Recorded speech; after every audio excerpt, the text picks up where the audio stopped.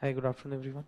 So, we were discussing about corporate governance in the last class. We've discussed what do we understand by corporate governance and what are some of the principles of corporate governance, as well as what is the need or the requirement for corporate governance in a country such as India, how it can help in better brand reputation, it can help in ensuring that public service delivery can be improved, it can minimize the risks which are associated with the various stakeholders of a particular corporate entity, and a number of other added benefits as well.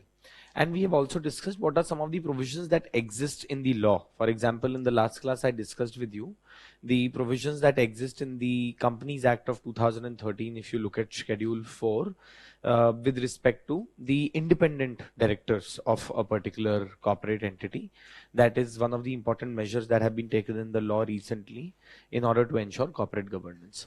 Some of the provisions are, as I have told you, that there should be representation of women in the boards of the companies to ensure greater gender representation. And that is why in the Companies Act of 2013, certain class of companies, women directors have been made compulsory. Apart from it, we have also discussed the concept of the independent directors, and when directors would act as the conscience of the company, and they would be removed only in a certain manner, and the appointment is supposed to be carried out in a certain manner, etc., and all of those things with respect to the independent directors. Then apart from it, every company must appoint an individual or a firm as an auditor for that particular corporate entity, right? And the responsibility of the audit committee of the corporate entity has also been increased, has also been made more in respect of how the audit of a particular company is carried out, and if there are any chinks in the armor, if there are any problems that exist in the way the audit has been carried out, if there are any reforms or changes which are required, all of those things are supposed to be performed by the audit committee. Apart from that, every company is supposed to file their returns with the registrar of the companies as well under the Companies Act of 2013. So the disclosures that are supposed to be made to the registrar of the companies, and the compliances with those particular disclosures have been made particularly strict when it comes to the returns that have to be submitted to the registrar of the companies every year. Plus, apart from that, SEBI has also tightened the screws on the publicly listed companies in the last few years so as to avoid any kind of scams or any kind of scandals which have been witnessed in the Indian capital markets or in the Indian stock markets in the last couple of decades. So that is also another thing. Then apart from it, every company has to make sure that annually they make a disclosure in their annual report to the shareholders, to the various stakeholders, what their financial situation is. They are supposed to make an accurate disclosure, more importantly, of the performance of that company with respect to various figures, and what is the ownership structure of that company, what are the various governance initiatives that have been taken in that company as well. And not just that, but it's important to have whistleblower mechanisms also within corporate entities so as to ensure that if there are any wrongdoings that are happening in the corporate entity, they can be exposed and they can be brought to light for the understanding of the other stakeholders. We must keep in mind that changes have been made with respect to the whistleblower policy as well. And it is because of such change, because of strong whistleblower policies, that we have been able to come across the various frauds that were happening in companies such as ILNFS, various frauds that were happening in companies such as, for that matter, even the Ranbaxy. It was a whistleblower only in Ranbaxy's case that came out with the wrongdoings that were happening in the company, and as a result of that, a number of inquiries were instituted against the company and all of that. So that is a very important aspect of how corporate governance is supposed to be carried out. So it is a mandatory provision which has now been included by the SEBI, especially on the public listed companies, that they need to have a mechanism, they need to have a vigilance mechanism within the organization to report any wrongdoings or any unethical conduct which has been carried out by the company's management or the senior leadership. So these are some of the things that we need to keep in mind of the provisions that have been included in the Companies Act. And again, simply stating these provisions would not be enough in the exam. You must give examples that we have discussed, or some of the examples that you come across while you read the newspapers. Otherwise, do not expect that you will be getting marks just for simply stating the provisions, or you will be getting the marks simply for stating some of the principles, because everyone would be doing that. How do you make your answers stand apart from the rest of the crowd? Anyway, so these are the principles, or these are the aspects that have been included in the Indian law as far as the corporate governance is concerned. Now, before we move over to talk about the recommendations that have been provided by the Kota committee, which was set up with respect to introducing corporate governance in India, let's quickly discuss about what are some of the challenges that India faces as far as corporate governance front is concerned. So, you may therefore give the heading challenges with respect to corporate governance in India. Okay, so challenges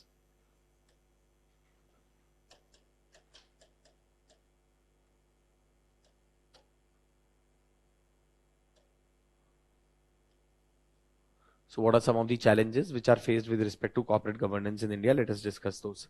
So the one aspect of the challenges of corporate governance, and these are we can say very similar to why there is a reason for adopting the corporate governance principles or requirement for adopting corporate governance principles in India. Despite the fact that many of the companies in India, which were started by specific family groups or by specific individual promoters, have now been listed as public companies, these companies continue to be governed largely by those particular families only. So the point that I'm trying to make is that despite the fact that many family owned businesses in India have gone public now and have raised money through the stock markets, through the equity markets, despite the fact, despite that particular fact, these companies largely are run, are governed as per the whims and the fancies of particular families and particular promoters. And that makes it very difficult to ensure that the corporate governance principles are adhered to in India. So the first aspect that you can write down is that most of the businesses continue to be controlled by the families.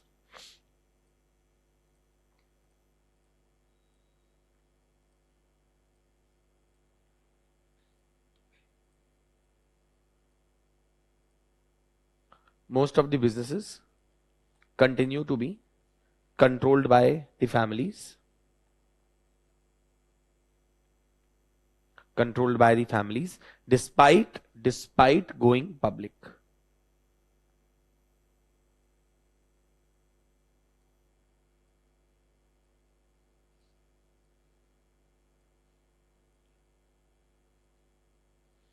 Despite going public.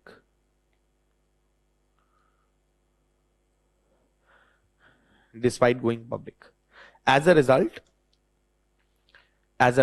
it is a common practice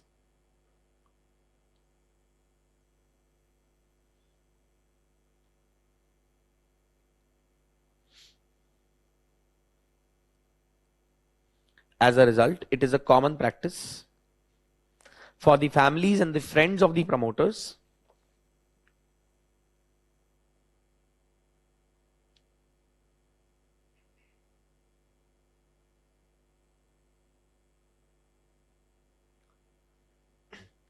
from the families and the friends of the promoters to be continue to be appointed as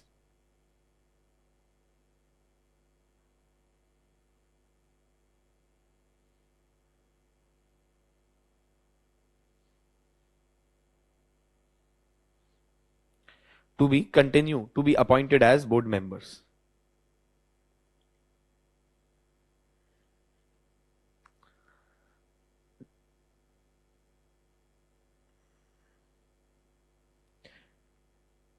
To be continued promoters to be continue to be appointed as board members. So now, how do we address this problem? One of the ways to address this problem is that possibly, just like we have the rankings for the companies in terms of their sustainability practice, today we have started to come out with a green index for the companies with respect to the environmental practices, friendly practices that are adopted by the companies. We could perhaps have a rating for the diversity of the boards as well. So you please write down, iska resolution kya hai? What is the solution?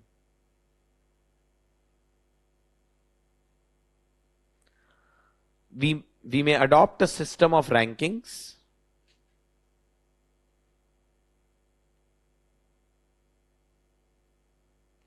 we may adopt a system of rankings to rank the diversity of corporate boards,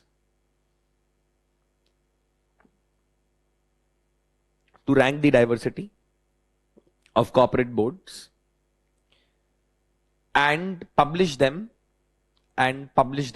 for the investors and the other stakeholders.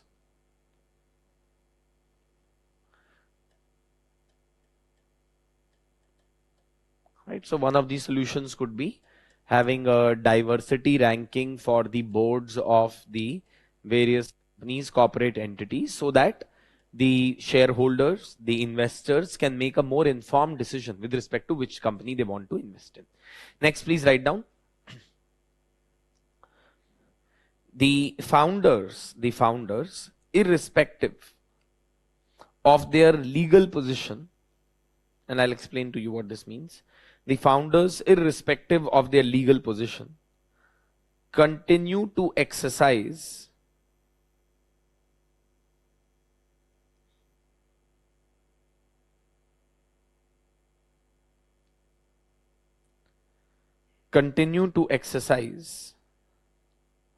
a significant influence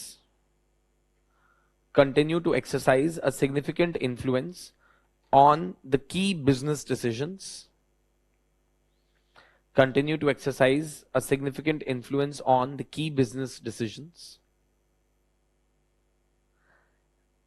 and the corporate entities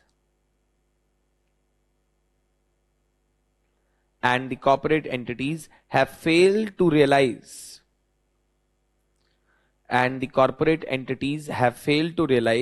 the importance of succession planning.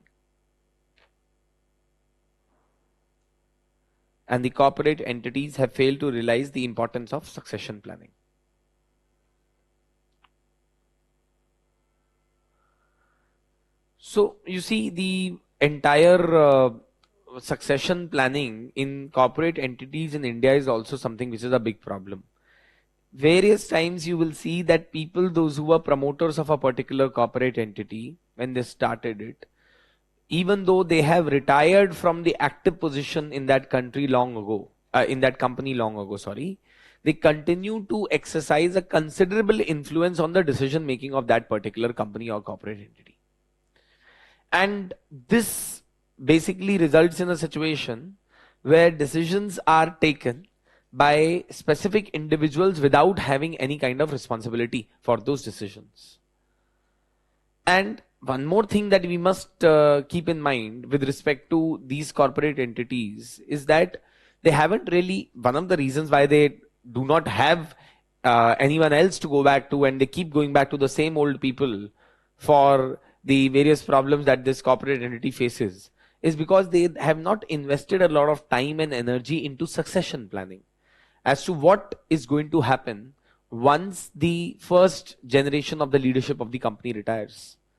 Every leader must have the quality of being able to develop second generation of the leadership as well after them, so that the organization which they have grown with their own hands can continue to thrive and survive beyond their lifetime or beyond their active career as well. So what is going to be the resolution or the solution to this particular problem? Please write down. It is in the best interest of such organizations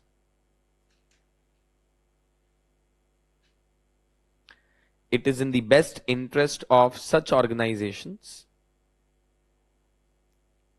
to evolve a succession plan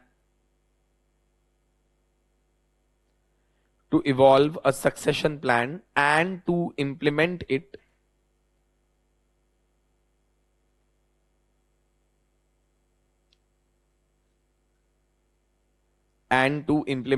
effectively.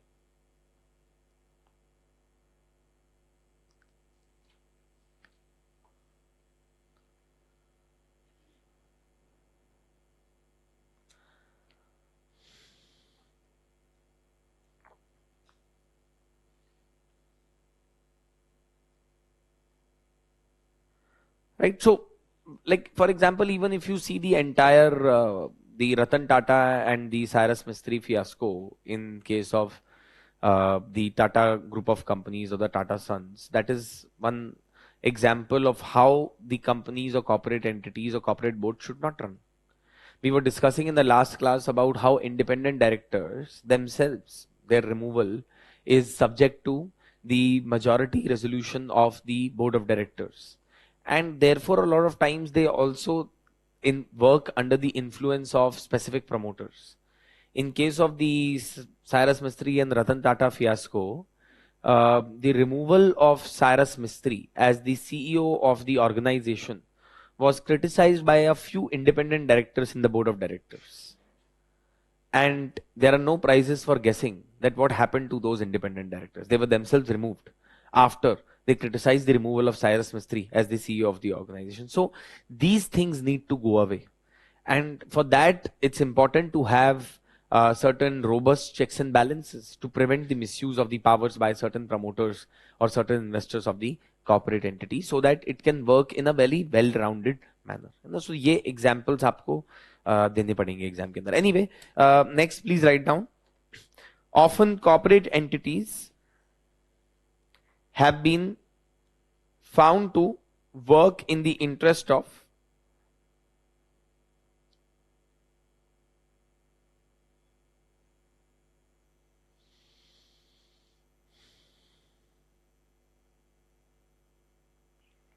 Often, corporate entities have been found to work in the interest of a few powerful people.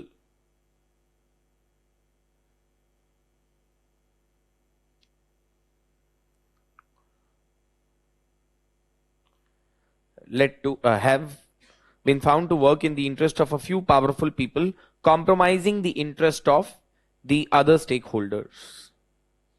Compromising the interest of the other stakeholders.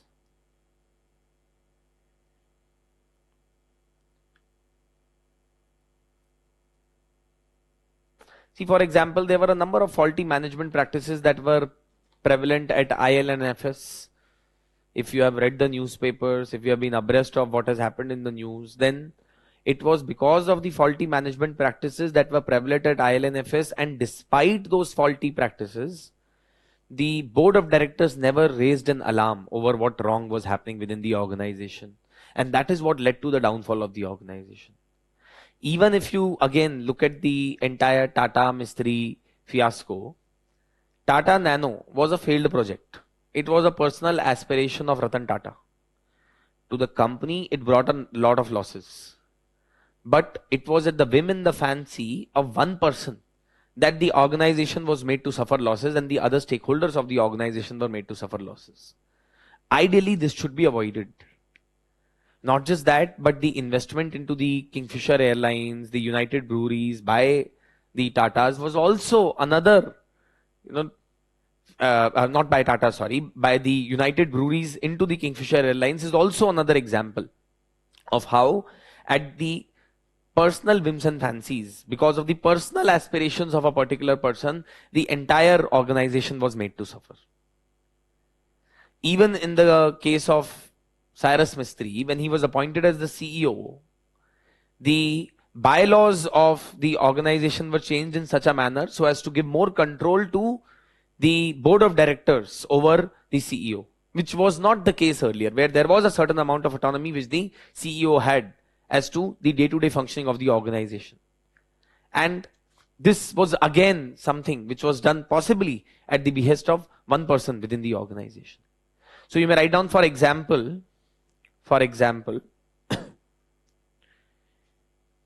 no alarm was raised by the board of directors. No alarm was raised by the board of directors over the faulty management practices.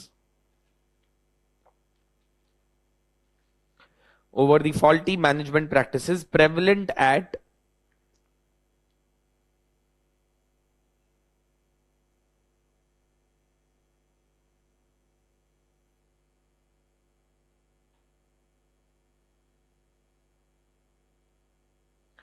over the faulty management practices prevalent at ILNFS. Over the faulty management practices prevalent at ILNFS. Some people look at me as if I have said name of some bacteria which you have not known. See, it shows that you don't read newspapers. That's all. Anyway, so no ILNFS. Right. So one issue that we have discussed is diversity rankings. Another issue that we have discussed is succession planning. Another issue that we have discussed is that how the interest of specific group of people or specific individuals are given more importance over one organization. Another example that you can write down is the head of ICICI Bank, the CEO of ICICI Bank, the entire Chanda Kochar issue. The head of ICICI Bank approved loans to Videocon. Approved the loans to Videocon without following due diligence measures.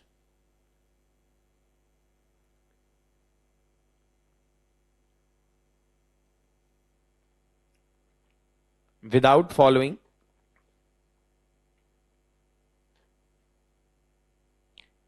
due diligence measures.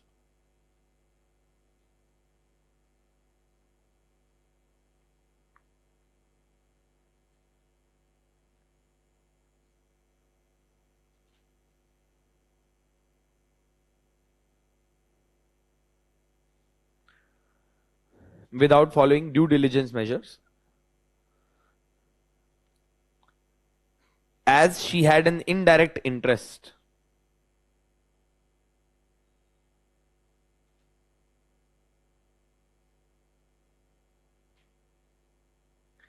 as she had an indirect interest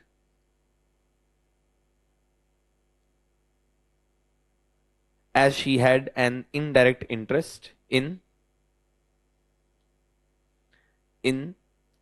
Videocon, because her husband was there on the board of directors of the Videocon. So there were certain rules that were flouted, certain due diligence measures that were flouted to extend the loans to Videocon, right? So as she had an indirect interest in Videocon. So what can be the resolution? So you please write down, or what can be the solution to this kind of a problem? Corporate entities must adhere to strict principles of transparency,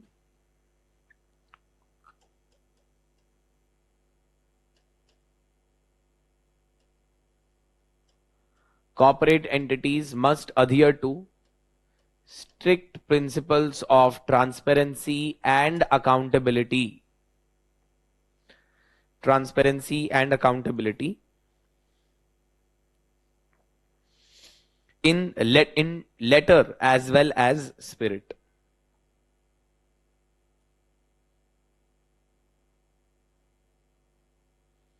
In letter as well as spirit.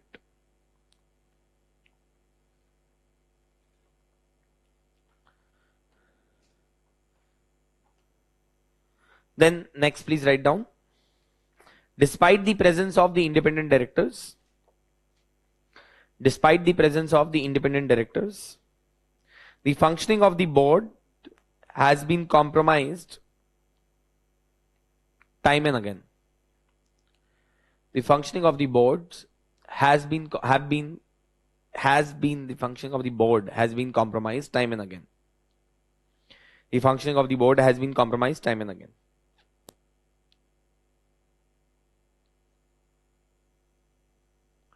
The independence of such promoter appointed directors is questionable. The independence of such promoter appointed directors is questionable.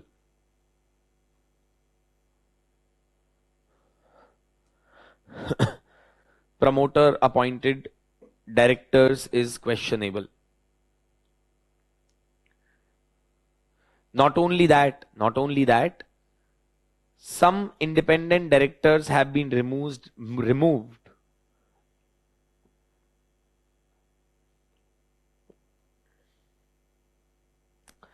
Not only that, some independent directors have been removed merely because they did not comply with the decisions of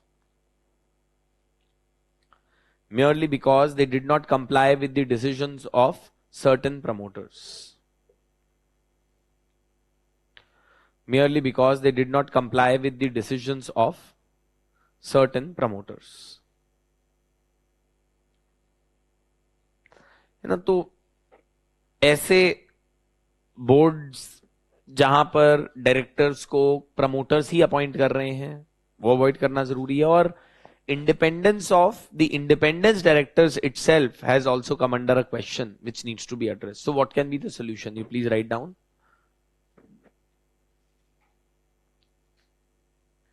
The powers provided to the promoters. The powers provided to the promoters with respect to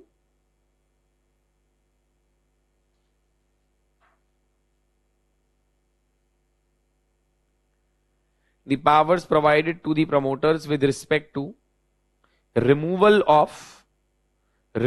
of directors should be limited. With respect to the removal of directors should be limited. SEBI has proposed the adoption of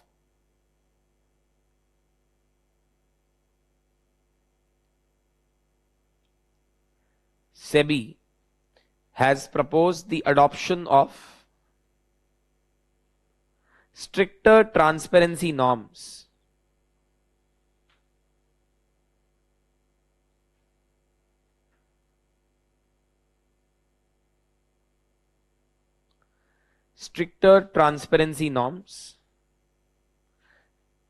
As well as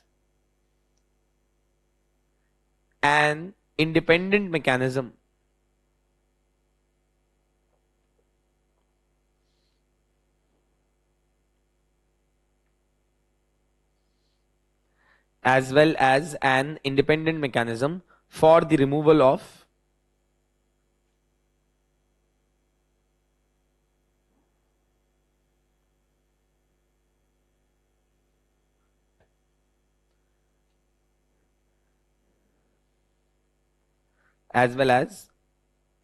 mechanism for the removal of the independent directors.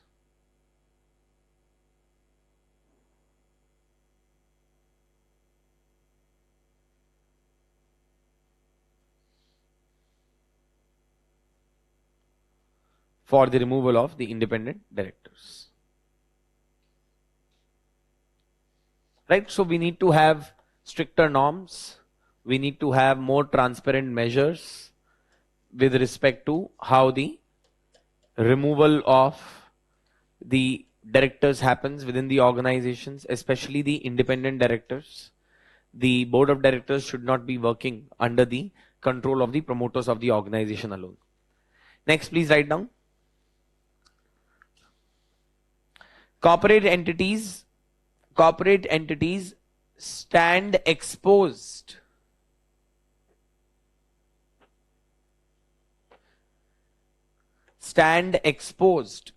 due to stand exposed to different risks. Stand exposed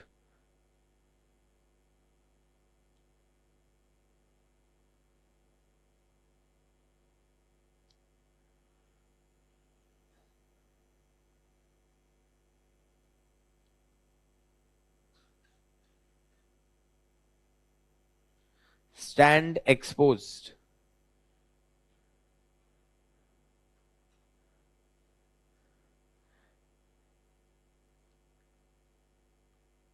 uh, sorry corporate entities stand exposed to different risks due to due to faulty investments.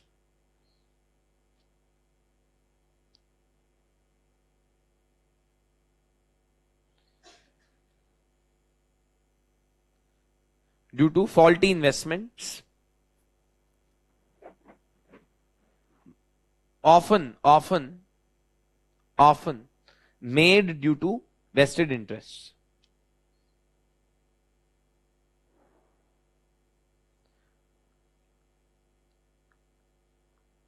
Often made due to vested interests. Therefore, exposing even the retail investors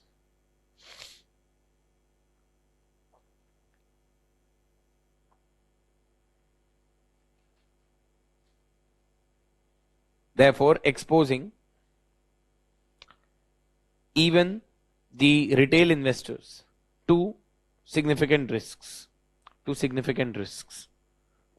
So what I was telling you, how the investment was made by the United Breweries in the Kingfisher Airlines and how due diligence measures were not followed in this particular case, therefore putting several retail investors of the organization also at a great risk. So what can be the solution to this? Please write down. Corporate entities must evolve a robust risk management policy. Must evolve robust risk management policies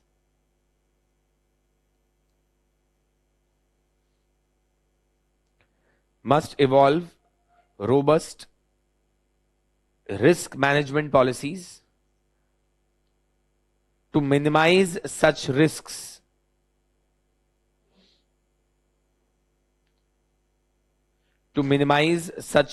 in the future.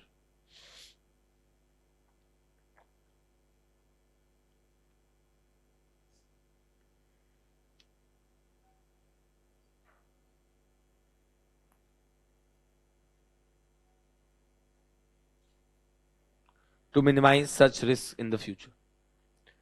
Right, so it is very important to have robust risk management policies as well in place in organizations so as to ensure that they take calculated risks when they are making investments, because there is a lot of interest of various stakeholders which is also connected with such investments which are made by any corporate entity.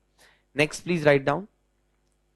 Corporate entities have been guilty of offering exorbitant compensation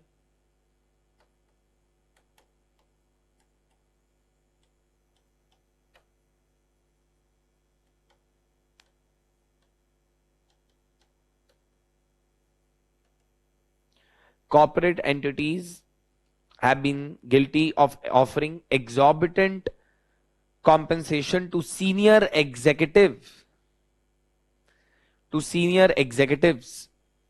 even at the cost of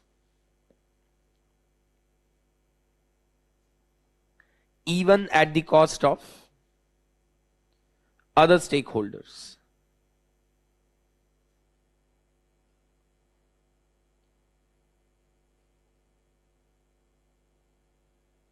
Even at the cost of the other stakeholders. So corporate entities in India have often, despite being in doldrums, despite not doing well financially, have ended up paying an exorbitant amount of compensation to the individual senior executives in the organization, and these practices need to be checked within the corporate entities, especially when it comes at the cost of hurting the interest of other stakeholders. So you please write down, companies must consider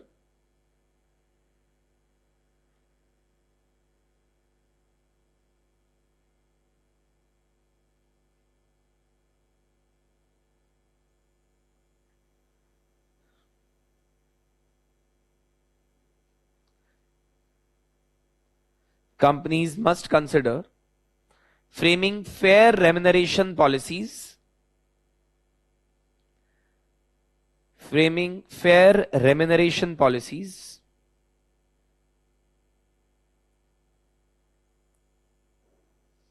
fair remuneration policies that should also require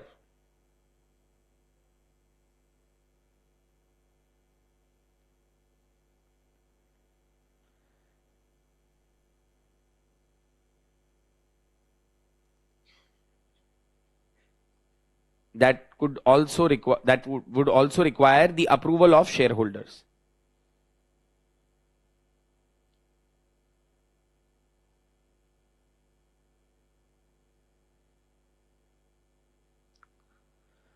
Right, so it's important for corporate entities to evolve fair remuneration policies so that the remuneration that is offered to the senior executives is not at the cost of the interest of the other stakeholders within the organization.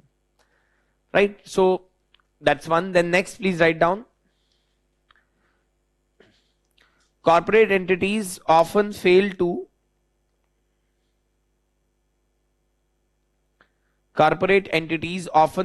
comply with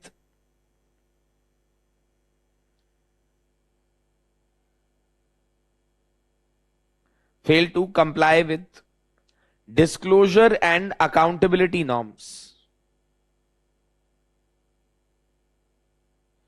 Disclosure and accountability norms.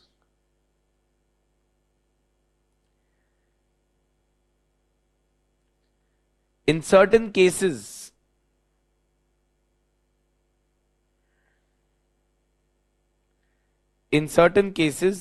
violation of basic guidelines.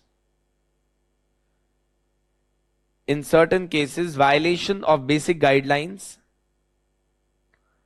have been flouted,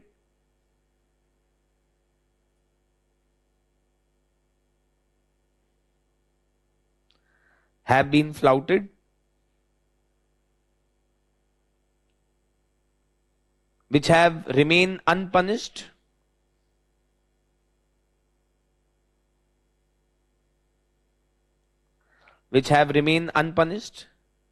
and even the independence and even the independence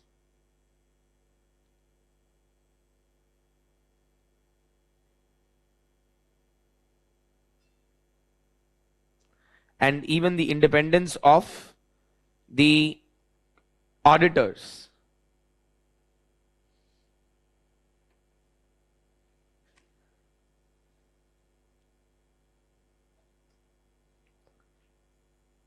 And even the independence of the auditors has been compromised.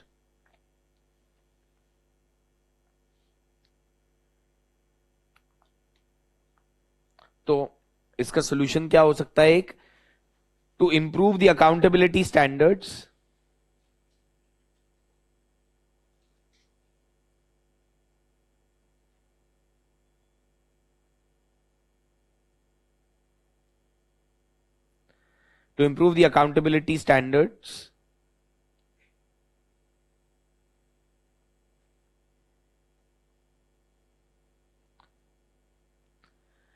the entire board of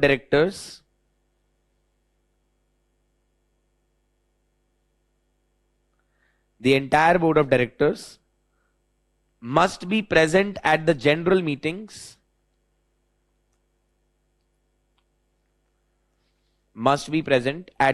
meetings,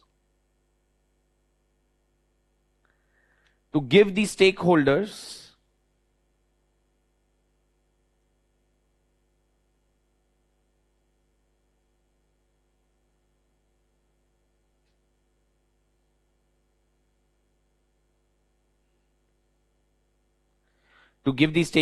an opportunity to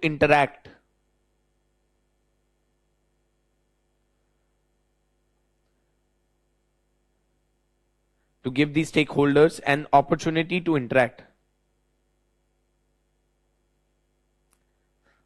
With them, as well as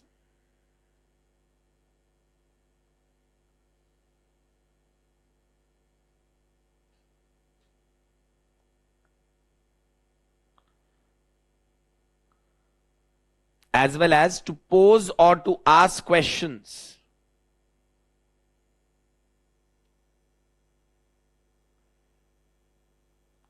To pose or to ask questions to them.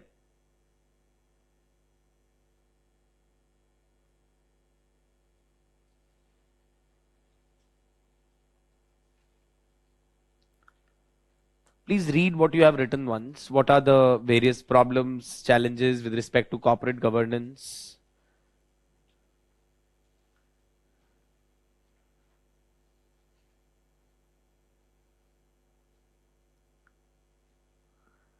And the remedies that we have written.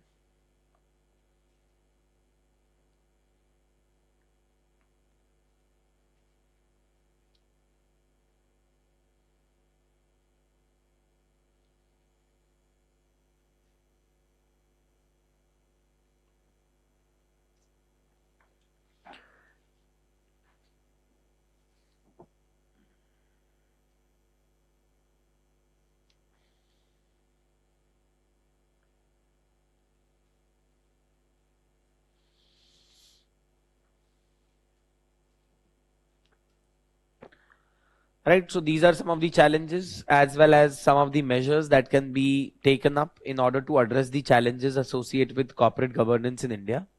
Now, let's quickly have a look at what are the recommendations that have been made by some of the expert committees in this regard.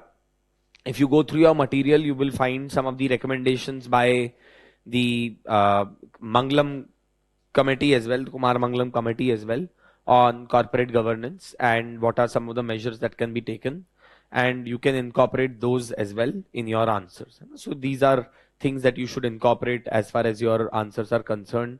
If there are reforms or if you are asked solutions or the way forward with respect to corporate governance in India or to address some of the challenges that India faces as far as corporate governance is concerned. Now, the Kotak committee extensively examined the problems which are faced by the corporate entities in India and which prevents them from following the standards of corporate governance. And they have laid down a number of measures as well that should be followed by the corporate governance or the corporate entities in India.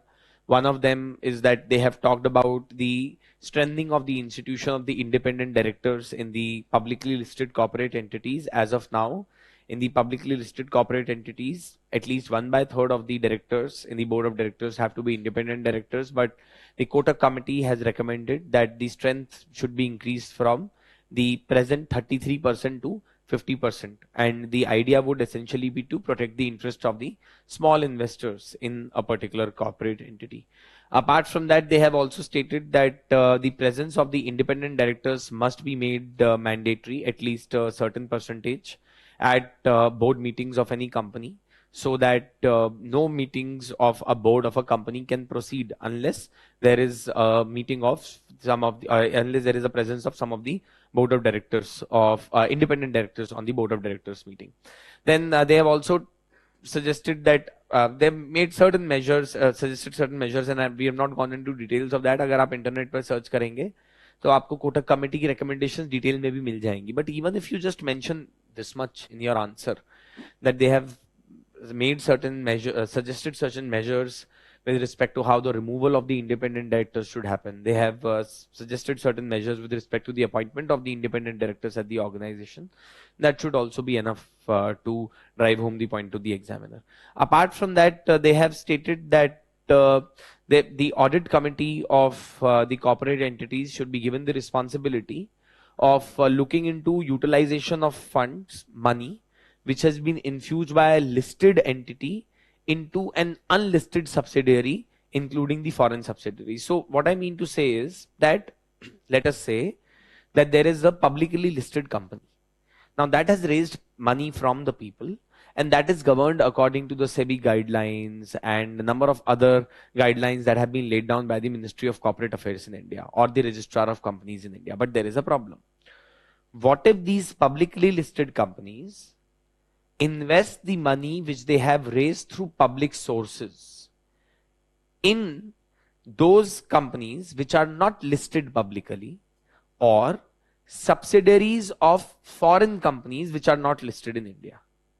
Now, these companies in which the money will be invested of people are not governed by SEBI norms, are not governed by strict norms of compliance, which the publicly listed companies have to go through. As a result of that, there is always a risk that the money which has been invested by these publicly listed companies in unlisted companies may turn out to be bad investments. Therefore, exposing the stakeholders of these publicly listed companies to a lot of risk. So, ideally, audit committee of various corporate entities must scrutinize any such investments which have been made by a publicly listed company into an unlisted company or a foreign subsidiary which do not come under such compliances as the parent company does. I hope you understand what I'm trying to say here, right? So, therefore, it has also covered issues with respect to accounting and auditing practices by the listed companies. It has tried to provide recommendations so as to improve the way the board evaluation is carried out in corporate entities. They have also talked about given or laid down measures, suggested measures to strengthen the functioning of the regulator, which is essentially SEBI in case of the publicly listed companies and registrar of companies in case of all the companies. So it has suggested strengthening the role of the market regulator to improve the governance practices at listed entities. SEBI should have the power, according to the recommendation provided by the Kotak committee, to act against auditors if the need arises, if they have not followed due diligence procedure while carrying out the audit. SEBI should develop capabilities to be able to regulate listed companies more effectively and to protect the interest of the small shareholders. So as of now, it is not just a problem of SEBI not having enough rules or not having enough regulations and powers in its hands to take action, but it is also because that the SEBI does not have the capacity to be able to deal with the volume of publicly listed companies in India and to keep a check, a strict vigil on the practices that are followed by them. So there is a need to essentially enhance the capacity of SEBI, ideally by recruiting more staff, by setting up more regional offices of SEBI that would be responsible for ensuring adherence to various norms that have been laid down by the organization, by the regulator, to be followed by various listed companies. Then apart from that, they have talked about certain other reforms as well. You can read it on your own. They have talked about that board should have a final say on the appointment of the independent directors with respect to the PSUs. तो बहुत बार क्या होता है, जो public sector units होती हैं central government की, state governments की, उसमें जो गवर्नमेंट की मिनिस्ट्री होती है वही यूजुअली डिसाइड करती है कि इंडिपेंडेंट डायरेक्टर कौन होगा. अब आप सोच सकते हैं कि गवर्नमेंट किन लोगों को इंडिपेंडेंट डायरेक्टर्स अपॉइंट करेगी पीएसयूज का. They are people those who are sycophants of the government. They are people, those who are chamchas of the government. So in that particular case, even if there are faulty practices that are taking place at the PSUs, nothing would be brought to light. Ultimately, the sufferer would be the citizen. So we need to keep a check on this as well, and those are some of the measures that have been talked about. Plus, you please do have a look at the recommendations that you will find in your material provided by the Kumar Mangalam committee as well. Now, let's move further with the last concept under the idea of corporate governance. On this as well, you will find that a few questions have been asked by UPSC. What is corporate social responsibility? So, see, one responsibility that any corporate entity has is to follow the rules, the regulations, the compliances that have been made for any corporate entity to follow. That is one basic responsibility. We have talked about that corporate governance refers to legality, transparency and all of those things. So that they have to follow anyway. But apart from that, corporate entities should look beyond their legal purpose or their legal justification as well. तो ये भी बहुत important है कि corporate entities अपनी legal principles या जो उनकी legal requirements हैं उसके beyond भी देखना चालू करें. They start looking beyond those legal requirements as well. And that is where it is very important that the corporate entities must look into trying to ensure the well-being of the society. The corporate entities must invest money in social upliftment. Corporate entities must invest money in social activities, in uplifting the status of the society, in addressing the problems which are faced by the employees, by the customers, by the society in general. That is what corporate social responsibility. So what is corporate social responsibility? Corporate social responsibility is nothing, but it is also referred to as corporate citizenship. It is a concept, or it is the processes that an organization must adopt so that it thinks about and it evolves its relationship with various stakeholders for the common good, and demonstrates its commitment in this respect by adopting practices, business processes, and strategies which are sustainable, which are environment friendly, which are investing in the upgradation of the capability and the well-being of the society, which invests consistently in social reforms as well. So CSR is not necessarily just about charity. It is not just about investing money or giving money to some NGO or to some philanthropic organization, but rather a way of conducting business by which corporate entities contribute to the social good. A socially responsible company, corporate entity, should not be limited to using resources to engage in activities that only increase their profits. They must use CSR to integrate economic, environmental, and social objectives within the company's operations and growths. So the point is that corporate social responsibility is nothing, but it is the responsibility of a corporate entity to give back to the society. It is the responsibility of a corporate entity to show their commitment to the larger goals of the society, apart from just making profits. It is the commitment to be shown by a corporate entity to environmental objectives, a commitment showed by the corporate entities to various social objectives. That is what corporate social responsibility is. Right? I see that again some of you just don't care to write it down. I am not going to be dictating this. Okay? So that's your choice. Anyway, so now that is what is the meaning of the term corporate social responsibility. Now, if we talk about, usually corporate social responsibility means when a corporate entity invest money in some philanthropic activities, when they give certain donations to NGOs, when they give some money to the poor and the needy. But corporate social responsibility as a concept should be looked beyond just merely giving donations, just making contributions to NGOs or to philanthropic activities. It should include a number of other things as well. For example, corporate social responsibility should also focus on a particular corporate entity to be promoting business ethics,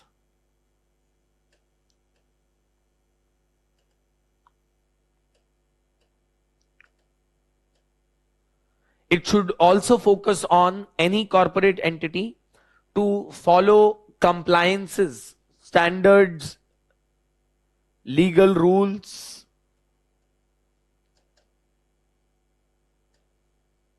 etcetera. तो ये भी corporate social responsibility का एक हिस्सा होना चाहिए, ना कि केवल फिलैंथ्रोपिक एक्टिविटी करना या डोनेशन करना या चैरिटी करना. So that is one. Corporate social responsibility means that you should have a larger responsibility towards the society, which means that you have a larger responsibility of setting a positive work culture at your workplace so that the society can benefit from the same. Therefore, corporate social responsibility should also mean that a corporate entity should play an important role in promoting employee welfare. a corporate entity should play an important role in promoting work-life balance for the employees of that particular organization, providing them enough rest, enough opportunities to grow, to be able to rejuvenate themselves so that they can come back to work fresher and with more vigor and energy.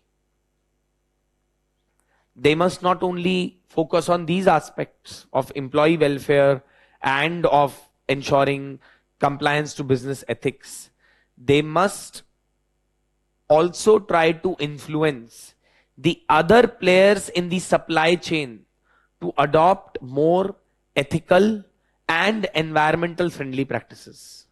So corporate entity should also, of course, do this internally, but other stakeholders, especially within the supply chain, whether it is the supplier of that particular corporate entity, whether it is the end manufacturer of that corporate entity, if that corporate entity is a supplier, or the retailers, wholesalers, they must also try to adopt sustainable practices, ethical business practices. That is where the corporate entities corporate social responsibility can come in. So the another aspect is that they must influence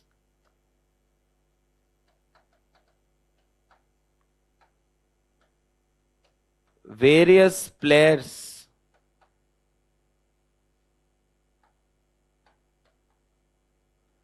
in the supply chain to adopt ethical and sustainable business practices.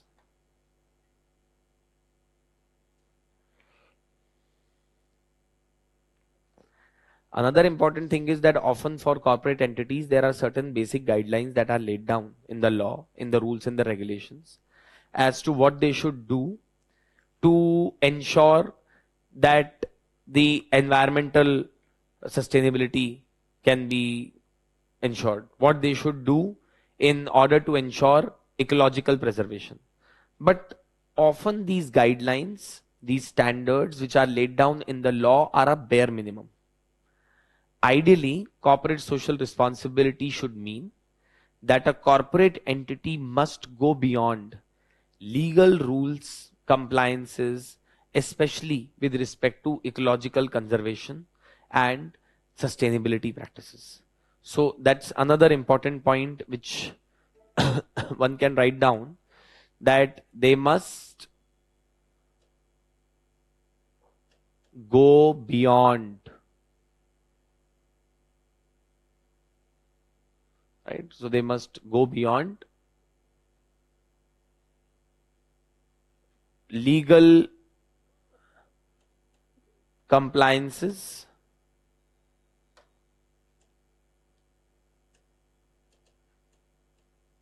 with respect to environmental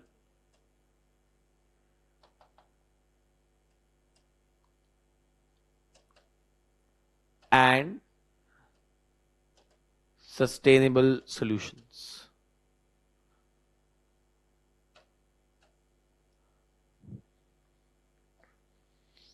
And sustainable solutions. And then lastly, they must make a positive impact on the lives of the local community and support community empowerment as well. So must support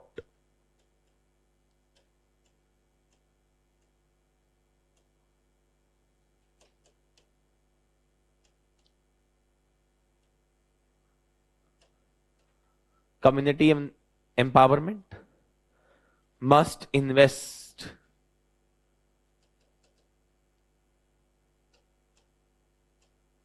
in upliftment of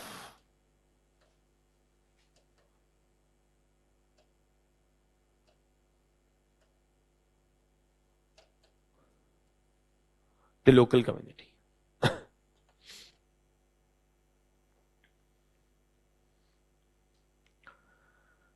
Right, so you may write down one question. Usually,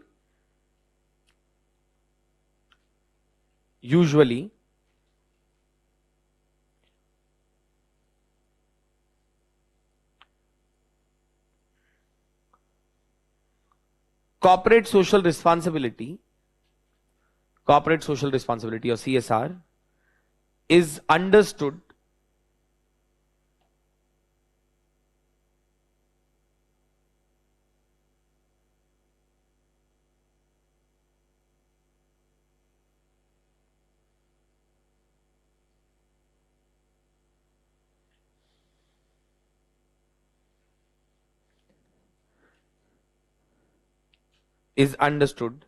as the spending of funds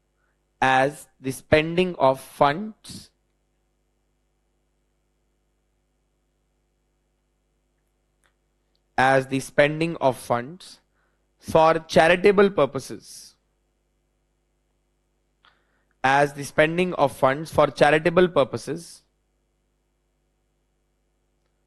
by a corporate entity.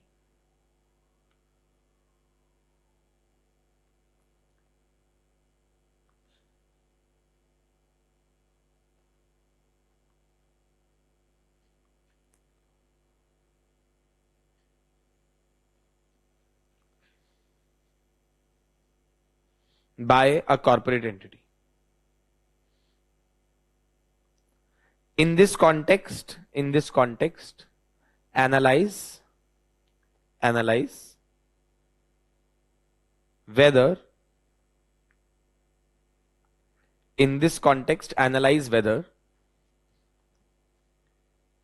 there is a need to look at a broader definition. There is a need to consider a broader definition.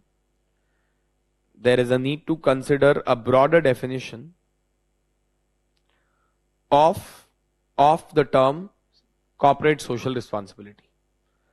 Broader definition of the term corporate social responsibility.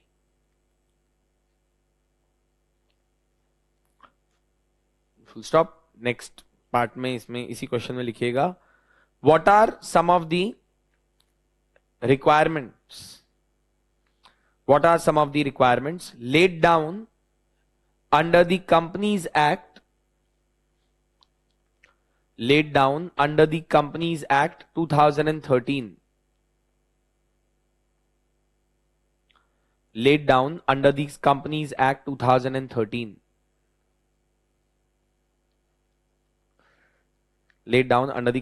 2013. For promoting CSR.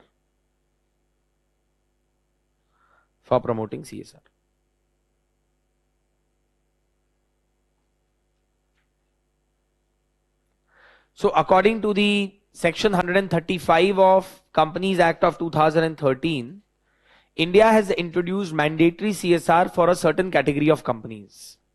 Companies that fall under any of these categories must create a CSR committee that must consist of at least 3 directors of the company, out of which at least 1 must be an independent director, and this company is supposed to take decisions with respect to the way the company is supposed to spend money on the CSR.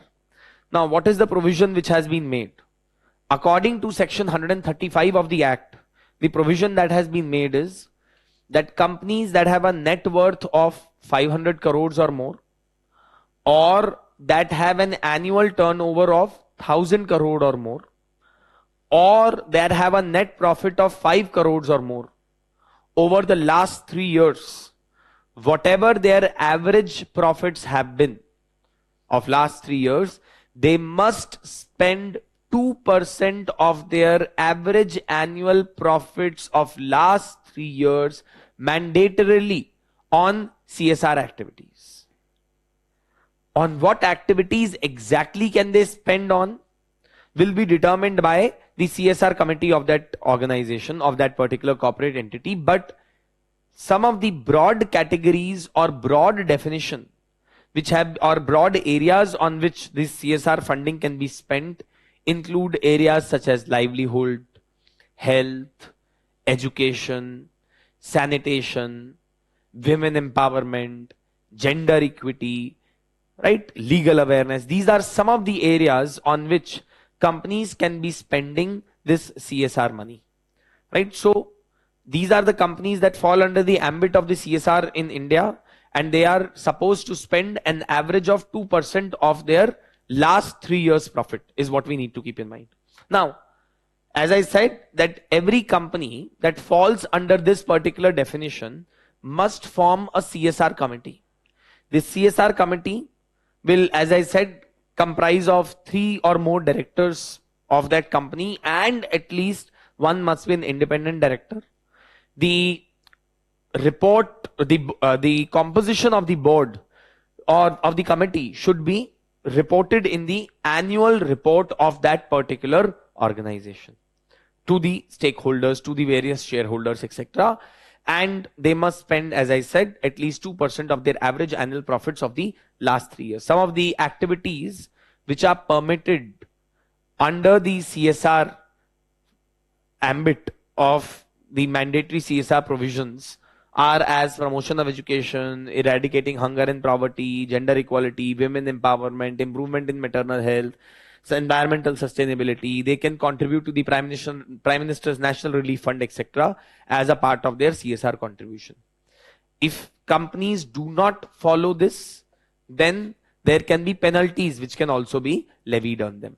Also, the Ministry of Corporate Affairs issues rules from time to time which are called as CSR rules under this particular section of the Companies Act, section 135, which lay down the finer details with respect to how this law is supposed to be implemented.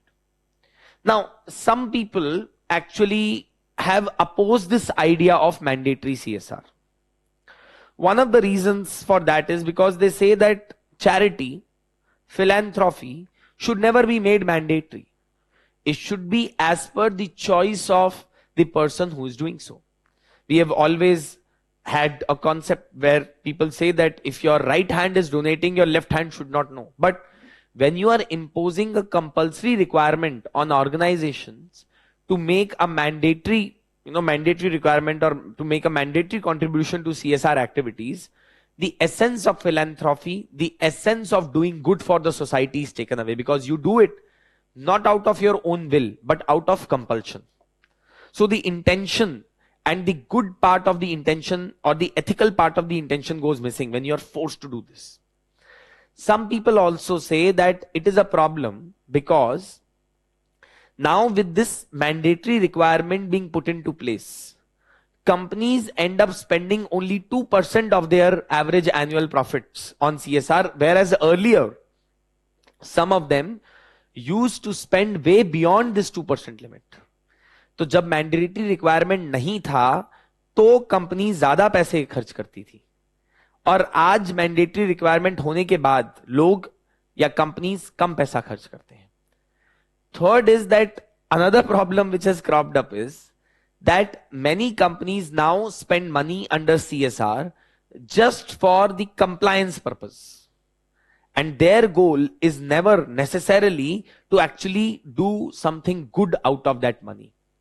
So they often just try to find NGO partners, civil society organizations to whom they can give their CSR money, and they don't really bother about how the company is being covered, how the money is being put to use. तो उनका बस objective यहीं तक limited होता है कि हमने क्या अपनी ऑब्लिगेशन फुलफिल कर दी कि नहीं, क्या हमने कॉर्पोरेट एंटिटीज होने के जो हमारा मैंडेटरी रिक्वायरमेंट है उसके अकॉर्डिंग जितना भी पैसा हमें एक एनजीओ या सिविल सोसाइटी ऑर्गेनाइजेशंस को देना था, क्या हमने उतना दे दिया कि नहीं. Has that been satisfied? That is more than enough. We are not really bothered about whether the real purpose with respect to spending of that corporate entity is achieved or not. By the spending of that CSR money is achieved or not. तो बहुत बार ऐसा होता है, NGOs are given money, and then that money is not put to effective use, and the corporate entities do not really bother also about how that CSR money has been put to use. So these are some of the criticisms against the mandatory CSR which was introduced in India, and India in fact became one of the first few countries in the world to introduce mandatory CSR. Right? Now, what are the advantages of CSR in general? Forget about mandatory or not mandatory. What are the advantages of the CSR provision? So let us understand that. So why any company must invest in CSR activities? अच्छा इसमें मैंने शायद नहीं लिखा. Anyway, so yeah, I've written it here. Okay. So why any corporate entity must invest in CSR or must be involved in CSR, whether mandatory or not? Firstly, CSR is based on the premise that business can only thrive if it operates within a thriving society. See, for every business to be able to thrive, they need a customer base. They need people to be coming in from the society as workforce of that organization. They also need a thriving society to get manufacturers, wholesalers, retailers, suppliers for that particular corporate entity as well. And therefore, it becomes important to have a thriving society. So it says that corporate CSR is based on the premise that business can only thrive if they thrive in a thriving society.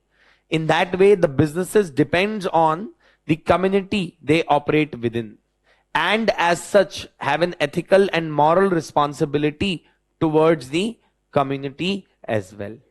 Because if you have taken something from the society, from the community, you must give back as well. And a business is perceived as as legitimate when its activities, when its goals are congruent, they are similar to the goals and the values of the society in which they operate. That is why CSR becomes so crucial. CSR can help a corporate entity in creating a thriving society and in turn helping themselves, because ultimately a thriving society would result in a thriving corporate entity as well.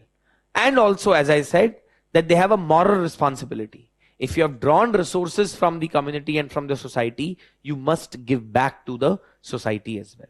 So it's a way for the corporate entities to give back or contribute to the society. Secondly, consumers, various other suppliers, partner agencies of any corporate entity, through various surveys it has been proven, are likely to disregard or reject or shun those firms that develop unethical reputations. We have seen that several times in the past, that various companies have suffered because of loss of reputation among the people, because of unethical practices that have been adopted by them. So, and arguably companies that don't pay attention to their social and ethical responsibilities are more likely to stumble into legal trouble such as mass corruption, accounting fraud scandals, therefore threatening the business itself. तो एक reason तो ये है कि अगर आप ethical approach adopt करते हैं, क्या अगर आप कॉर्पोरेट सोशल रिस्पॉन्सिबिलिटी की अप्रोच अडॉप्ट करते हैं, you'd be able to ensure the sustainability of your own business. And second, and a bigger reason, is that the customers, the consumers are more likely to be loyal to a brand which has invested in CSR activities intensively. The consumers and the customers relate more to such brands, to such organizations, which, or to such entities which invest in CSR activities. So they enjoy a stronger brand reputation and a brand image as well. Right? So there is a stronger brand recall as well, which is created because of adopting CSR practices. Then another added advantage is that by promoting respect for company in marketplaces, CSR can result in higher sales, higher profits for the organization, especially in terms of volumes. Also, it can enhance the employee satisfaction as well. and attract people with a sense of purpose, a clear motive to the corporate entities. So that is also something which is very important. And then by promoting CSR, a corporate entity can attract people, those who are also having a bent of mind which is towards making an impact on the society. Not only that, but you'd be able to keep your employees happier over a long period of time, therefore enjoying greater retention rates as well. Why? Because then employees feel a sense of purpose, a sense of satisfaction for working for such organizations that boast of a culture of investing in the CSR. So that is also something which you can mention. Apart from it, you can mention that CSR can help to ensure that companies can play a greater role in nation building as well. Companies or corporate entities do not have the role of only making money, but they also have a role to contribute to nation building just like any other individual or any other organization, and they can play that role also effectively. And then of course brand loyalty, consumer patronage, and sustainability of the business, etc., also can be ensured in the longer run when it comes to CSR, right? So UPSC may ask you, why should companies be adopting CSR policies? हो सकता है वो case study में आपको इस तरीके का case बना के दे दें जहां पे वो आपसे पूछे कि this proposal has come up for investment in CSR and you have another proposal for investment in a new business plant. So as a MD, as a CEO of the company, what decision would you take and why? So there you can use these kind of justifications in order to justify that why you would prefer to invest in CSR activity, and that would possibly help you in setting many more plants in future as compared to investing that money in increasing your profits directly. Because CSR is also a way of increasing the profits, but indirectly, by increasing your brand reputation, by increasing the customer loyalty, by being able to attract more customers, by being able to retain the employees over a long period of time, by being able to instill a sense of motivation in the employees of any particular organization. I hope you understand this. Now, what are some of the challenges as far as the CSR activities in India are concerned? So you quickly write down challenges associated with CSR in India. Challenges associated with the CSR in India.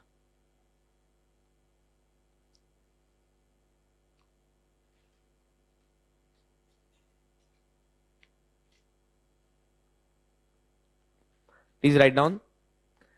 85% of 85% of the CSR spending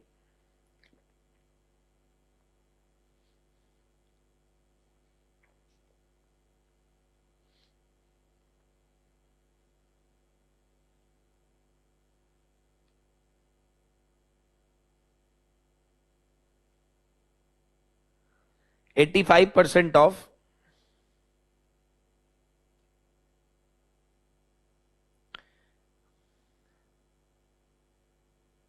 CSR spending is focused on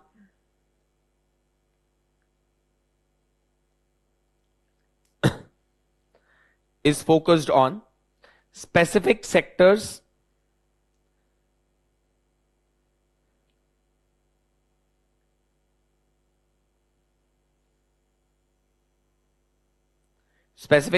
such as health, education, and livelihood development,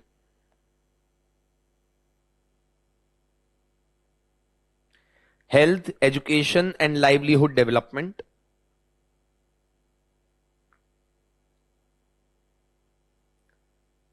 leaving little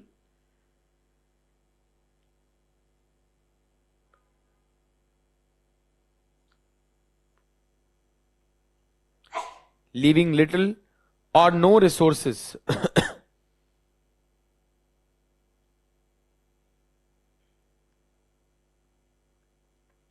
leaving little or no resources for the other sectors.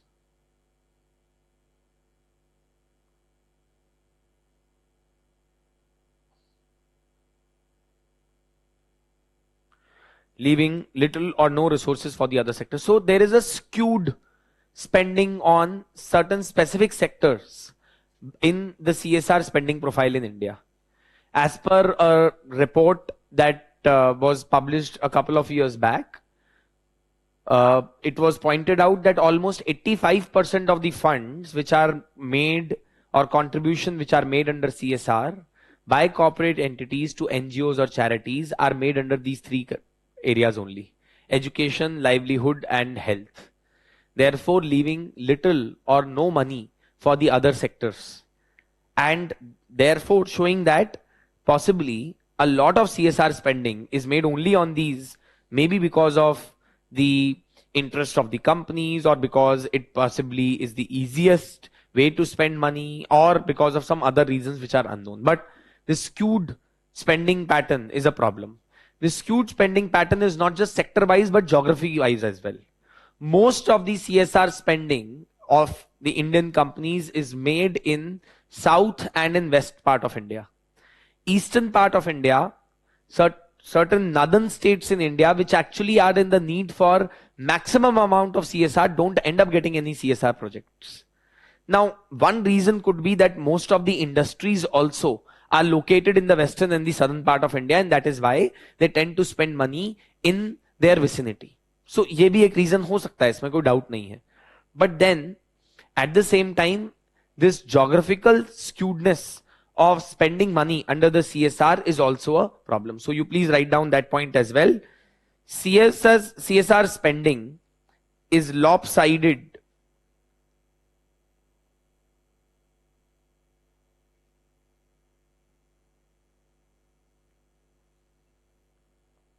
CSR spending is lopsided in geographical terms as well.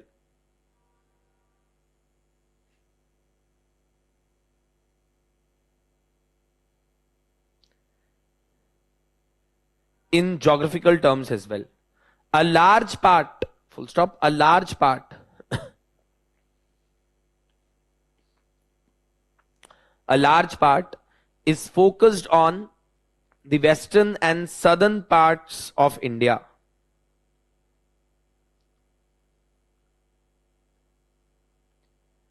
Western and southern parts of India, resulting in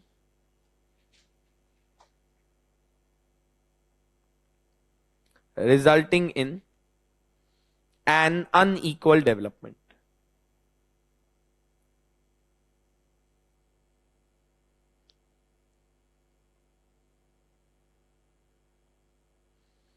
Resulting in an unequal development.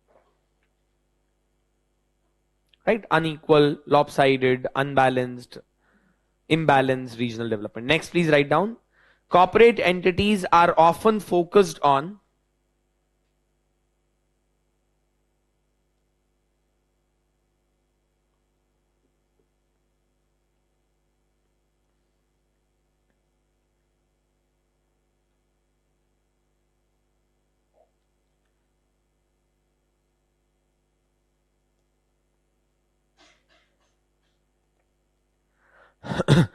corporate entities are often focused on merely spending the CSR funds. Are often focused on merely spending the CSR funds and fulfilling the legal requirements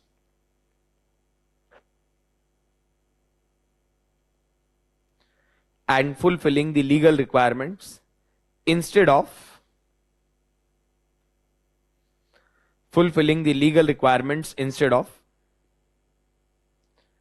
achieving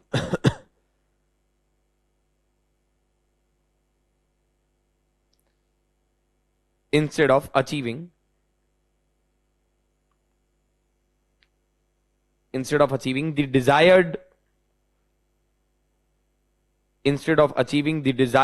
social objectives.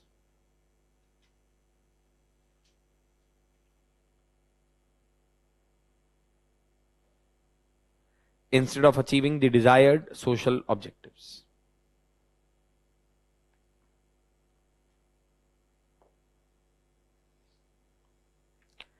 Next, please write down. So this we have discussed. I hope this is understood what we have written. Often the local communities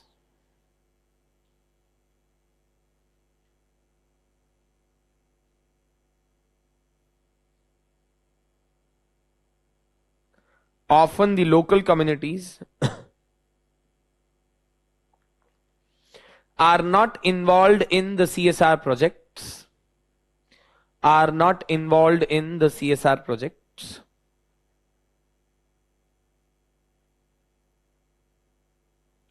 which are primarily driven by the priorities of the corporate sector.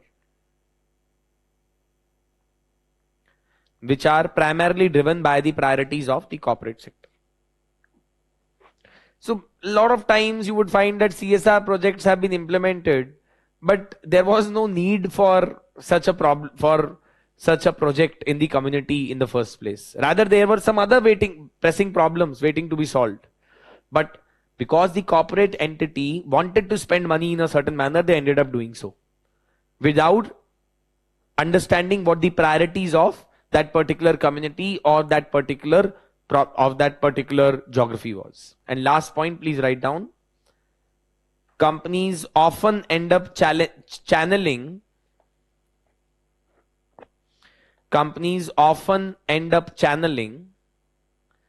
CSR funds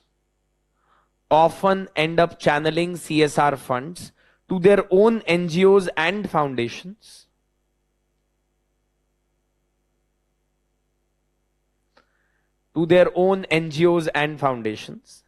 Therefore defeating the entire purpose of the CSR.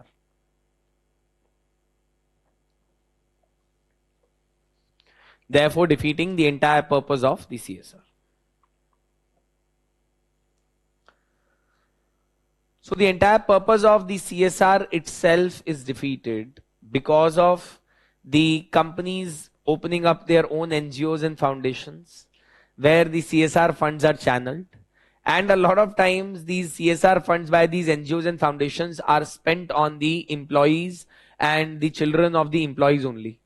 So then what is the purpose of creating the entire CSR facade? A lot of times this money is just, as I said, spent in a manner in which it is an eyewash for formality purposes and for just formality's sake, right? So this is something that we need to keep in mind as far as some of the challenges of the CSR in India are concerned, and there is a need to change this regime. Possibly we need to have more interventions by the government to facilitate the interaction between the NGOs, civil society organizations and corporate entities. For example, the Darpan portal is one initiative on which Ministry of Education has done a lot of good work. What they have done is that on that particular portal, they have got a number of NGOs and the corporate entities registered. And that has now become a platform. If you are an NGO that is seeking some kind of funding or some kind of money under CSR, you can approach that portal. You can then get yourself registered with Ministry of Education, and Ministry of Education will do your vetting, so that if a corporate entity is looking for organizations where they have to donate money, they are not running into fake or hoax organizations. They have verified, vetted organizations, vetted by the Ministry of Education, working in the area of education, listed on this Darpan portal. And then these organizations can go there, connect with the NGOs, civil society organizations, and possibly find partners for the CSR spending which they have to make. This is therefore a win-win situation for the corporate entities as well as for the NGOs, because both of them can then find the likely partners for each other. On top of that, the government can act as a facilitator and use its expertise of being able to carry out a vet check, a vet assess on the companies or on the NGOs or the organizations, those who want to get registered. तो इस तरीके के role भी play किए जा सकते हैं. Plus, ideally, we should try to incorporate training facilities for the various corporate entities so that the CSR committees of corporate entities can be strengthened and they can function in such a manner so as to ensure the CSR of companies can be spent effectively on various charitable purposes. Companies must move away from the idea of just spending their money in a business as usual mode, and they must spend it with a clear-cut objective of achieving certain desired social economic outcomes through spending of that CSR money. Right? So these are some of the things. Plus, if you look at your material as well, there are a few recommendations way ahead that you will find as to how to improve or strengthen the CSR regime further in India. Right? So we'll stop here, take a break here right now. There are two more topics that are remaining to be covered. One is the topic of probity in governance. It should not take a lot of time. We will just discuss what do we understand by probity in governance, what is the importance of probity in governance, which is nothing but largely the importance of foundational values of civil services or importance of ethical governance. वही सब same चीजें हैं. And then some of the measures that can be taken up in order to ensure probity in governance. And the last topic is ethics in international issues, international relations and international funding. That also should not take a lot of time. I've already shared the handout, so we will be discussing that topic also with the help of the handout. Okay, I'll see you in a few minutes. Also, you must again find examples through newspapers, and a lot of times you will find that there will be coverage given to various CSR initiatives that have been taken up by various corporate entities. You must use those examples in your answers when you are writing about CSR, advantages of CSR, etc. So many examples are there, whether it is the Tata Foundation or whether it is the initiative that have been taken by the Birla Group, or whether the initiatives that have been taken by organization in the recent past as well. For example, ITC has this ITC e-Chopal, etc. Right, so all those initiatives you can talk about. One online student had mentioned about some initiative by Mama Earth, etc. So whatever, whichever corporate entities you find CSR initiatives taken by them, if you just search on the internet, then also you'll be able to come across a number of examples. You should incorporate those into your answers. Okay, I'll see you in a few minutes. So let's quickly discuss about the topic of probity in governance. Actually, probity in governance is nothing but essentially when institutions of governance follow principles of integrity, transparency, or basically an ethical approach to the way an institution is governed. That is what is called as probity. So when we use the term integrity in case of individuals, we say that an individual is an individual of integrity if they follow the highest standards or highest principles of morality or behavior, right? And of morality, highest principles of behavior or attitude or actions is what is called as integrity. Probity is the same concept that translates to institutions or organizations. So if you say that an individual is an individual of integrity, then we simply use that term as probity in case of institutions when it comes to governance. So quickly write down the definition of the term probity in governance.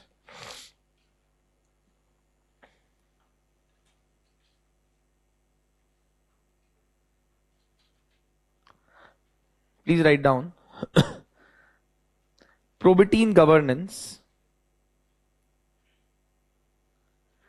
is the quality of having strong moral principles,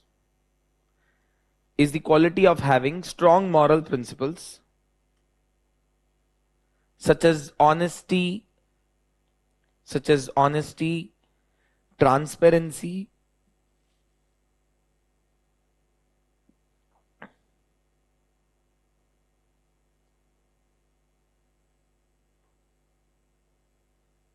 such as honesty, transparency, accountability,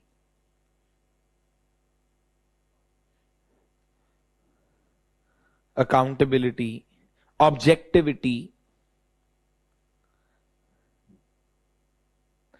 in the functioning of in the functioning of in the functioning of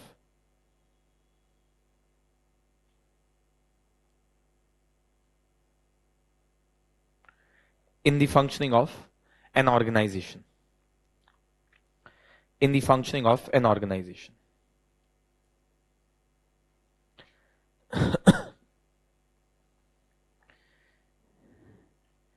It is an essential element in governance. Probity. It's an essential element in governance and is an important requirement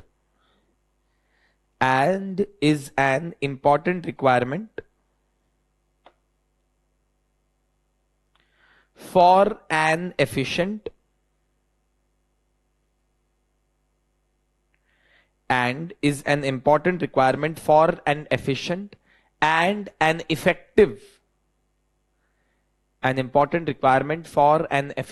and an effective governance system.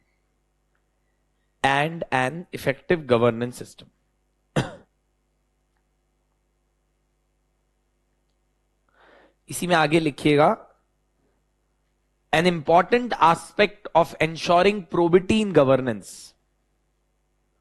An important aspect of ensuring probity in governance is the absence of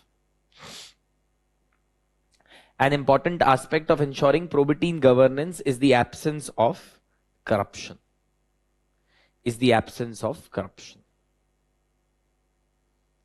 So if corruption is absent from a particular organization or an institution, we can say that probity exists. But there are certain other requirements as well. Some of the other, please write down, some of the other requirements include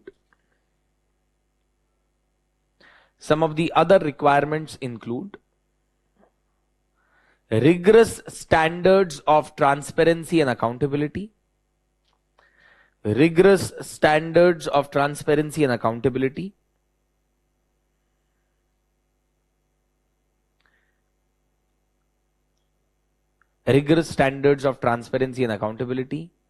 Effective implementation of rules and regulations.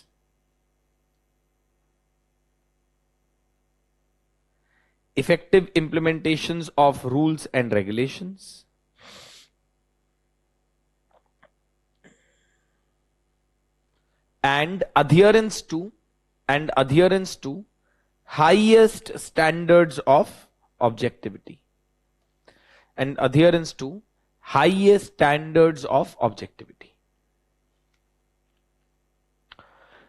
तो probity कुछ नहीं है, बस basically वही same बात है. It is adherence to highest standards of objectivity, openness, transparency, accountability, integrity, fairness, impartiality in the way a government organization functions, compliance to rules, laws, ethical principles in the way an organization functions. That is what is probity.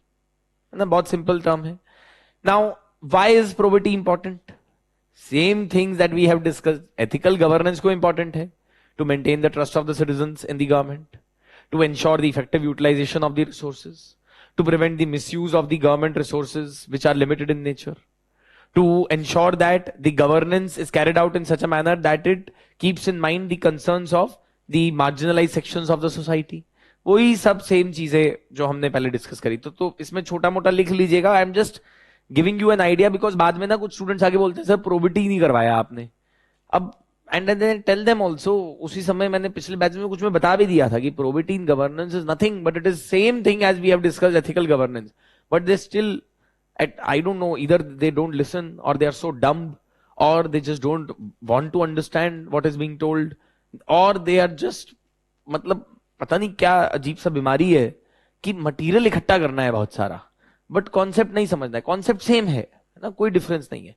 Anyway तो इसलिए मैं लिखवा दे रहा हूं so that आपके batch से कोई आके मेरे को फिर बाद में ना मेरे को परेशान करे इस बात पे, है ना। So you please write down importance of probity in governance, importance of probity in governance.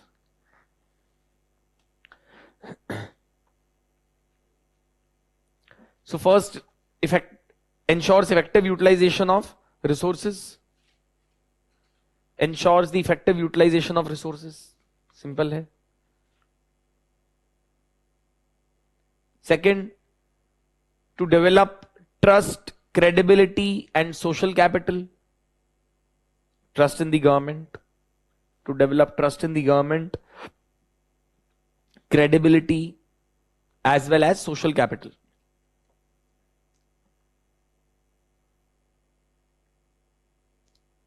Next, to fulfill the expectations of the society. If your governance is going to be open, responsive, transparent, accountable, it will fulfill the expectations of the society. To fulfill the expectations of the society. Next, to ensure the well-being of the marginalized strata of the society. Equity. To ensure the well-being of the marginalized strata of the society.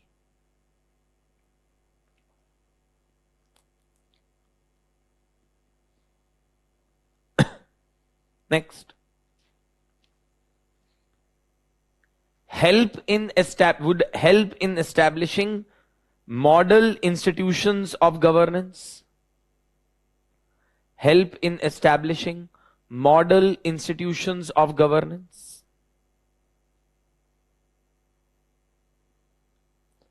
Model institutions of governance.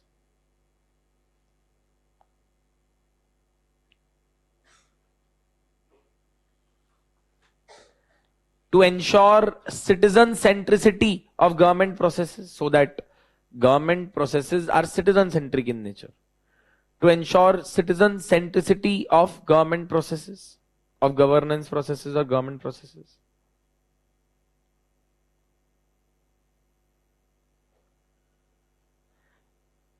Can help in attracting the best talent to public sector organizations. Can help in attracting the best talent to public sector organizations. So, individuals, those who are of highest integrity, those who aspire to be ethical, those who aspire to lead a moral life, would be more attracted toward public institutions if they are institutions of probity, nothing else. Now, let's talk about what are the ways to inculcate probity. We have discussed all about them in our ethics classes and in your governance classes as well. I'm sure that a lot of discussion has happened on that topic of how probity in governance can be ensured. How can we ensure ethical governance? है ना, तो बहुत सारी चीजें जो हम जानते हैं, कुछ measures लिख लीजिएगा. Measures to inculcate probity in governance.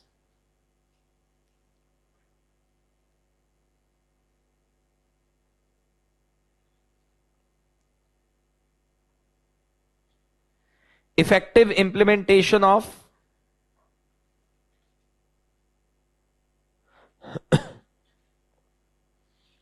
effective implementation of RTI,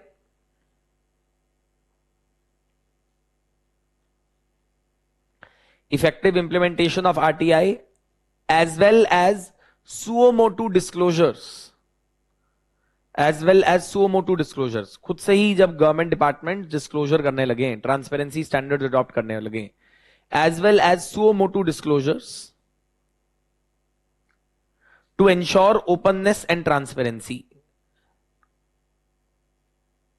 Suo motu disclosures to ensure openness and transparency.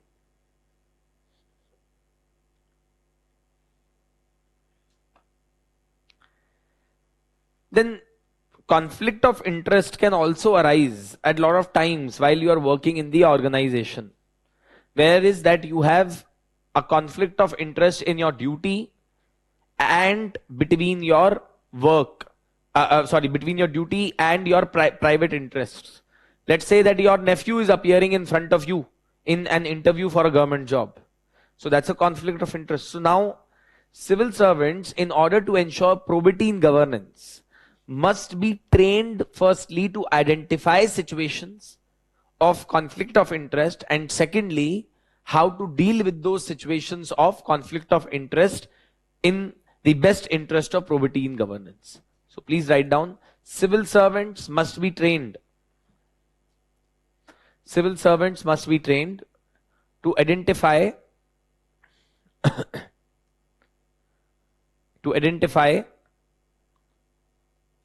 conflict of interests, to identify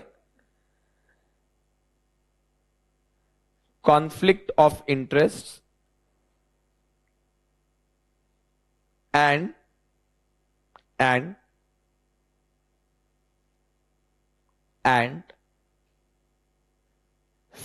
effective solutions to them,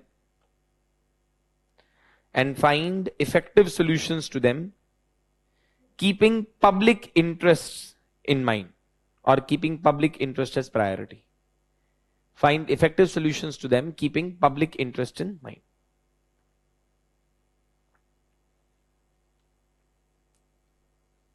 और क्या तरीके हो सकते हैं? Social audit. You can write social audit can be one of the ways to ensure probity in governance.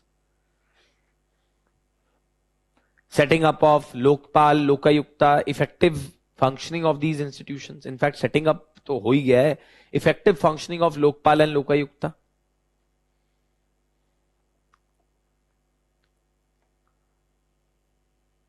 Autonomy to investigation agencies such as the CBI, police.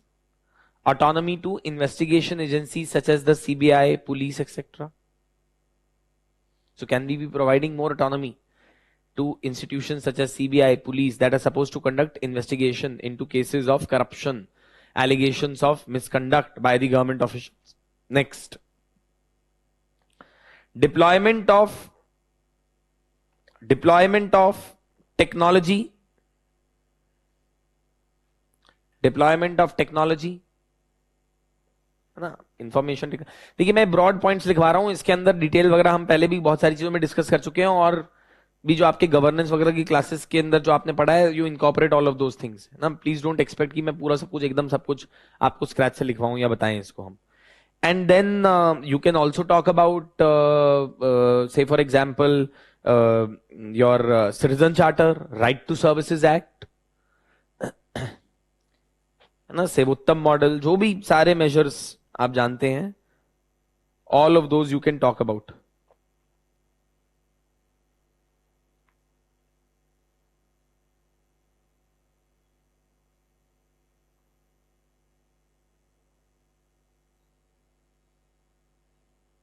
Right. So this is about probity in governance as a topic. कुछ बहुत ज्यादा नहीं है इसके ऊपर. जो questions आए भी हैं एग्जाम में, वो यूपीएससी ने बस एक या तो ऐसे 5 मार्कर दे दिया, प्रोबिटी इन गवर्नेंस एक्सप्लेन करो, या अगर कुछ ऐसा दिया भी तो दे आस्क्ड अगेन वही सेम, यही सब चीजें पूछी है. What do you understand by probity in governance, how can be ensure probity in governance, what are challenges to probity in governance, what are challenges, वही जो what are challenges to ethical governance, वही तो है, और कुछ अलग थोड़ी ना है. So it's the same thing only, just keep that in mind. As I said, what is integrity to an individual, probity is to an institution. Clear? Can we proceed? So last topic is ethics in international relations. If you see last 3-4 years, you will find that every year there would be one question related to this topic in the mains examination. Ethics in IR. अब एक तो चीज ध्यान रखिएगा कि मैं आपको ethical perspective पढ़ा रहा हूं IR का, कुछ एथिकल तरीके से इन इश्यूज को कैसे डील करना है, पर your knowledge of international relations is as important in answering questions related to ethics in IR, because ultimately examples that you will write or conflicts that you will write about will be from IR. Now it can't be possible for me to cover up all the issues of, let's say, ethical issues with respect to terrorism, or ethical issues with respect to climate change, or ethical issues with respect to, let's say, Israel and Palestine conflict, or ethical issues with respect to Russia-Ukraine crisis, or ethical issues with respect to Rohingya crisis, और refugee crisis in Europe, मैं ये चीजें नहीं cover कर रहा हूं, है ना, बट एक्सपेक्टेड क्या है कि आप लोगों ने जो भी अपनी आईआर की क्लासेस में पढ़ा है या जो आप पढ़ेंगे, आपकी आईआर की क्लासेस हो गई है ना, so what ever you have studied in your IR classes, you will use that knowledge along with the ethical lens, ethical dimensions to answer the questions when it comes in paper 4 of general studies. हर साल एक question मिल रहा है पिछले 4-5 साल से, पर बहुत ज्यादा कोई ऐसा रॉकेट साइंस टाइप का क्वेश्चन नहीं पूछता है, वो बहुत बेसिक सिंपल क्वेश्चन ही पूछता है. तो पहले तो ये जानते हैं what do we understand by ethics in international relations. Ethics in international relations is nothing but essentially application of morality, application of ethical standards while taking decisions in the international sphere. Basically, basing your foreign policy on ethical considerations, moral principles is what is called as ethics in IR or ethics in international relations. Now, why is it important to apply ethical principles or moral principles in your foreign policy aspects? Because often there is a gap in what the national interest of any country asks a country to achieve and what ethically a country should do. देखिए, India को क्या Russia के खिलाफ UN general assembly में vote करना चाहिए on the Russia Ukraine crisis? If we look at it from our national interest perspective, we should not, because they are a defense partner, because they are a very close strategic ally of India. We depend on them for so many things. But ethically, should we do so? Yes, because as a nation, we don't support resolution of any boundary issues, resolution of any international dispute through war. That has always been our policy as a nation since inception. So अब conflict है किस चीज में? आपको जो ethically करना चाहिए और आपका नेशनल इंटरेस्ट क्या चाह रहा है उसमें. अब इस सिचुएशन को हम कैसे डील करें? How do we deal with these tricky situations is what ethics in IR can possibly help us with. So what did India do? India abstained from voting at the UN General Assembly, and we issued a strong statement because we could not have afforded to be making enemies out of Russia. We can't. But at the same time, we can't support their actions as well. So if we had voted formally against them, it would have cost us. So we didn't vote formally. We didn't vote in favor of them as well. We just abstained. But we side by side issued a strong statement stating that India is not in favor of resolution of any such disputes between countries of the world through such a manner. अब same Israel conflict में भी अगर आप देखेंगे, you see India, for example, what happened in अभी 2 दिन पहले, that entire Iran and Pakistan issue. Now look at India's statement. How India has not said that, oh, Iran has done a great thing, they have bound Pakistan. Because see, you have to understand, no, we can't be openly supporting an action like that. But what we have said is that we understand the position with which countries go through when they have to face terrorism. And then in self-defense, countries have to take actions in order to overcome problems such as terrorism. It's a diplomatic statement that we have made, which is very heavily loaded with ethics and moral principles which India believes in. But yet, at the same time, we have not necessarily advocated कि हाँ जाके बम फोड़ दो, है ना? Or not, we are not saying कि yes, go carry out violence against your neighboring states. You get the point?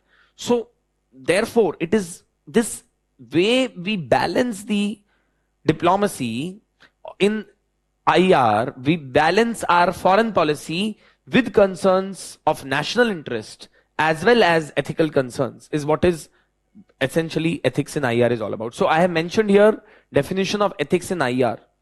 It refers to the application of morality and principles in solving the various ethical dilemmas that a country faces in conduct of its international relations with various countries. So it is nothing but essentially application of morality and principles in solving the various ethical dilemmas in IR. मतलब ethical dilemmas international relations में भी exist करते हैं. The basic issues that country face in international relations is, what is that ethical dilemma is? How to reconcile national interest with the values that country believes in. Most countries claim their commitment to universal values and try their best to adhere to, but on many occasions they find it difficult because of their national interests. Right? Now, what is national interest of any nation? National interest of any nation is goals, objectives of any nation in military, culture, and economic sphere. A country's goals and most effective ways to achieve them are determined by its national interest. Power equations in international arena are typically seen as a zero sum game. बहुत बार हम ये देखते हैं कि एक की हार है दूसरे की जीत है. That is what zero sum game is. In international arena we say that if one country wins, the other loses. Right? In which one country's loss is usually seen as other country's gain. As a result, every nation is competing to accumulate more power, including both hard and soft power. The will to power exists to influence bilateral relations, multilateral institutions, and issues of equal importance to all nations. The resistance to UNSC reforms is a prime example of this. So countries resist UNSC reforms. They don't want to expand UNSC. Why? Because of national interest. Why? Because they believe that now they will have to share power with other nations. However, considering the global commons, the will to power must be replaced by rationality, yet responsibility. Everyone has the duty to work towards universal human concerns. In international ethics, deontological ethics focus on moral duty that each kind of international actor bears towards each other. Kantian view of international ethics emphasize that nations should follow morality in international relations because it is their duty to do so, because it will help in preserving international peace and order. Then, the best example of rationality in countries displaying principles of moral duty is willingness of country to give certain sovereign space for establishment of multilateral institutions and formation of the UN Charter. So, countries became a part of UN with the idea of letting go of some of their sovereignty.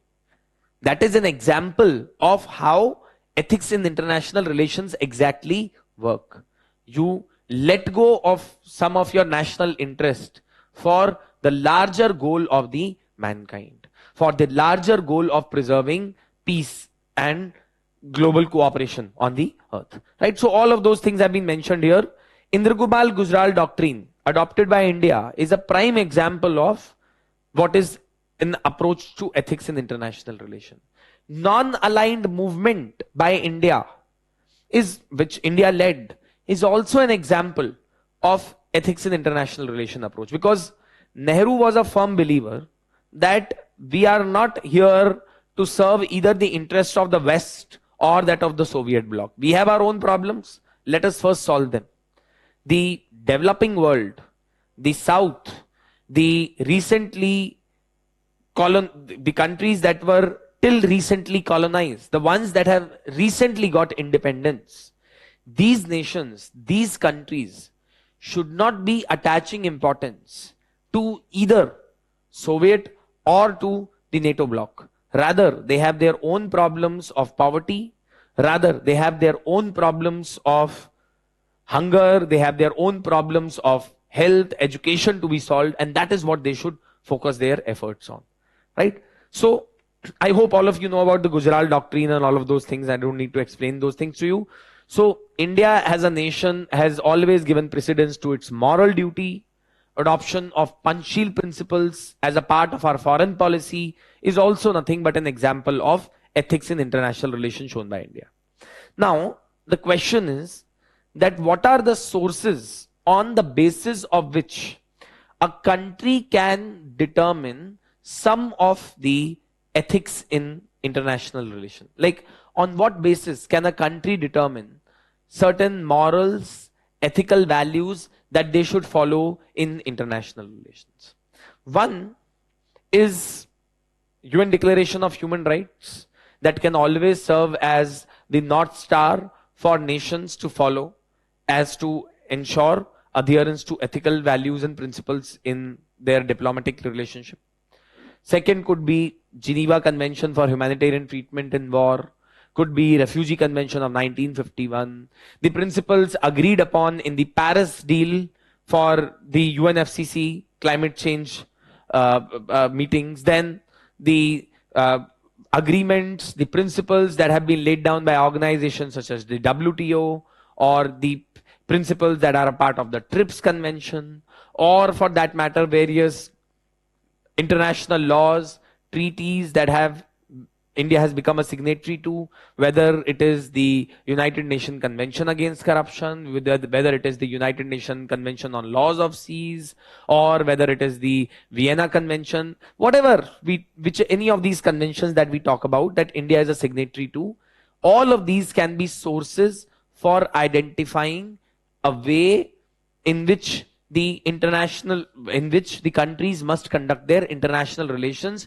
to ensure an ethical approach in IR. Right?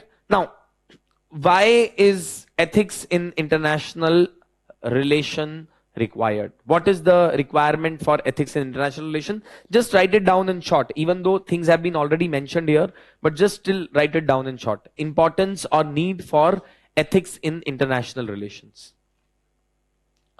Need for ethics in international relation. So, see, one of the things with respect to ensuring ethics in international relation is because as of now, if you look at globally, there is no specific one institution that determines the ethical behavior on part of the nations today. See, perhaps maybe 30-40 years back, UN was a forceful nation, but today UN has become very weak. Many countries don't even follow the dictum laid down by the United Nations. So it has become a very weak institution. In absence of having one single legal authority that determines the ethical conduct of nations, it has become important that nations themselves must adopt an ethical approach.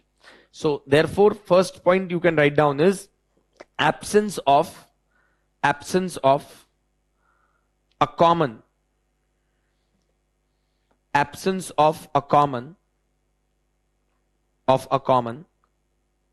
global authority, of a common global authority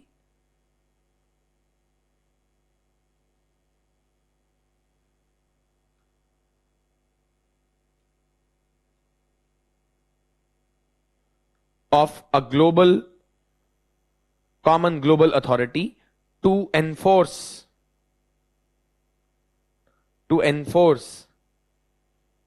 ethical values and principles. To enforce ethical values and principles. Right? So this is one. Secondly, emerging global issues such as terrorism, refugee crisis, emerging global issues such as terrorism, refugee crisis, climate change require effective participation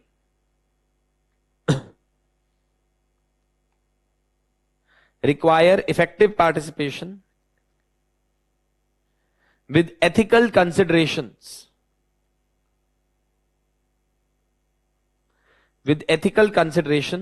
by various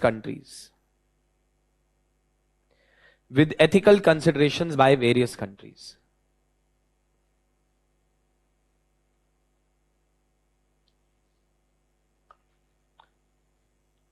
Next, please write down problems such as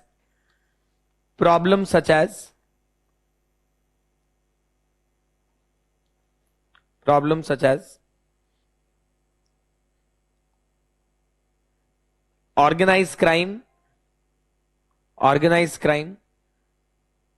drug trafficking, problems such as organized crime, drug trafficking, alleviation of poverty and hunger, require a coordinated approach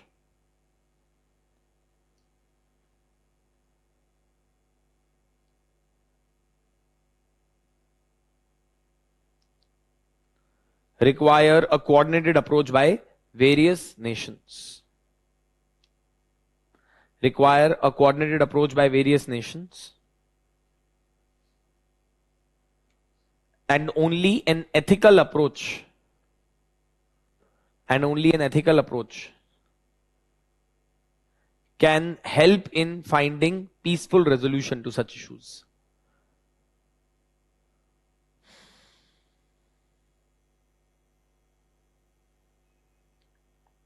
And last point,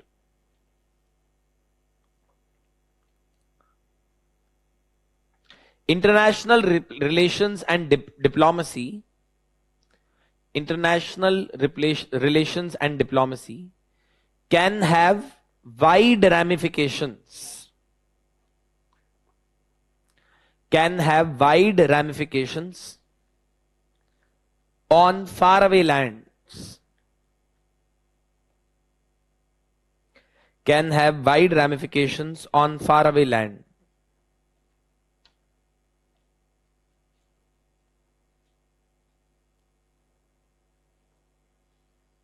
And therefore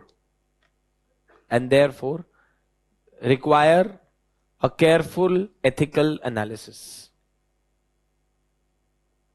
And therefore require a careful ethical analysis. मतलब कि जो international relations, foreign policy, diplomacy केवल उसी nation को affect नहीं करती है, but लाखों और लोगों को भी अफेक्ट करती है, those who may be living in far away countries. And therefore it is important that decisions must be taken in such a manner that they involve ethical consideration. For example, see, if America is involved in creating or is involved in burning greenhouse gases or greenhouse emissions, let's say, it is not only having ramification on America, it is having ramification on countries in Polynesia, in Micronesia. It is having ramification on small island countries such as Maldives, or for that matter, low-lying countries such as Netherlands or Bangladesh. So therefore, in international relations, the activity must be carried out in such a manner that these basic ethical principles are given due consideration. Now, what are the various approaches to resolve the ethical dilemmas in international relation? देखिए, तीन major approaches हैं.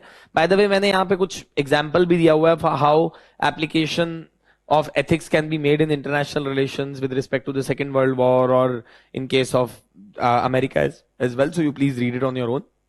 Now, what are the various major approaches to resolve the ethical dilemmas when it comes to international relations? See, one major approach is that of realism, where a country gives utmost importance to their national interests while resolving any kind of ethical dilemma that they face in the IR.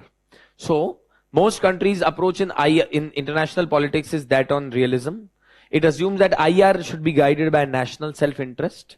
According to this approach, morality is not such an important consideration in the way a government or a nation conducts its foreign policy. In fact, what should motivate or guide a nation's action is its own self-interest. Second approach, of course, is the idealistic approach, where you say that for us, values and principles are the most important.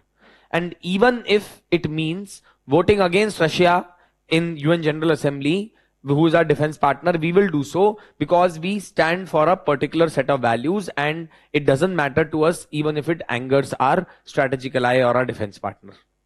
So that is what is idealism. Ideals such as peace, human rights, global justice, according to this, people, goals and means of foreign policy should be based on morality. और तीसरा approach है principal realism, जहां पे आप दोनों को balance करने की कोशिश करते हो, where you say that we will be realistic, yet at the same time we will try to resolve the international issue with certain values and principles balanced with our practical interests, right? So that is what is called as principal realism approach. अब इसी को अगर हम suppose कीजिए किसी एक country को एक प्रॉब्लम सॉल्व करनी हो of ethics in international relation, एक ethical dilemma है whether we should provide aid to this country. Say for example, Pakistan is suffering from COVID. Now Pakistan has been involved in sponsoring terrorism in India. Should we be providing vaccines to Pakistan when we have developed our own vaccine much earlier than them? and save lives in Pakistan, or should we not? Right? Or say, for example, that we are seeing that there is a crisis that is happening in our neighboring country, let's say Bangladesh, and what was happening in 71. Now, should we violate our own principles of non-interference into the domestic matters of the other country and invade East Pakistan, or just keep quiet and just follow what it works for us? So whether we should follow this or that. So there are various ways to resolve those issues, है ना? So एक तरीका तो ये है कि आप end based consequentialist Jeremy Bentham वाला approach लेके चलिएगा, where you say that action should be judged by the outcomes. So, for example, reliance on nuclear deterrence by US during the Cold War, where the US tried to deter Soviet aggression with the threat of nuclear retaliation based on consequences. You know? So, India's decision to develop nuclear weapons can be justified ethically because the end goal of it was to just create a deterrence for our enemies to use nuclear weapons against us. In fact, a lot of people say that actually development of nuclear weapons has made the world a much more peaceful place. Why? Because now everyone knows that the other country also has a nuclear weapon. So if I use it against them, they would also use it against me, and then there will be assured destruction mutually of both the countries. So what is the point of using a nuclear weapon? That's why often countries do not escalate conflicts into full-blown wars between each other today, because of the very same reason. Secondly, rule-based approach or deontological approach. So you say that it doesn't matter what the consequences of the result of the action are going to be. We should judge the ethicality of an action on the basis of the rules or the policy that we are supposed to follow. For example, in 1921-22, US provided famine relief to Soviet Union even as the US was trying to weaken the new Soviet regime. So consequence, चाहे जो भी हो, पर as a nation, the US believed that it was their duty to provide help to the people, those who were starving in the Soviet Union. And then the third one is, of course, one could say a marriage of these two concepts. You can also use the virtue-based approach of Aristotle, right? So that also can be used, that you should be good, not because of ends or because of your duty. You should be good because the world would survive if nations behave in a good manner.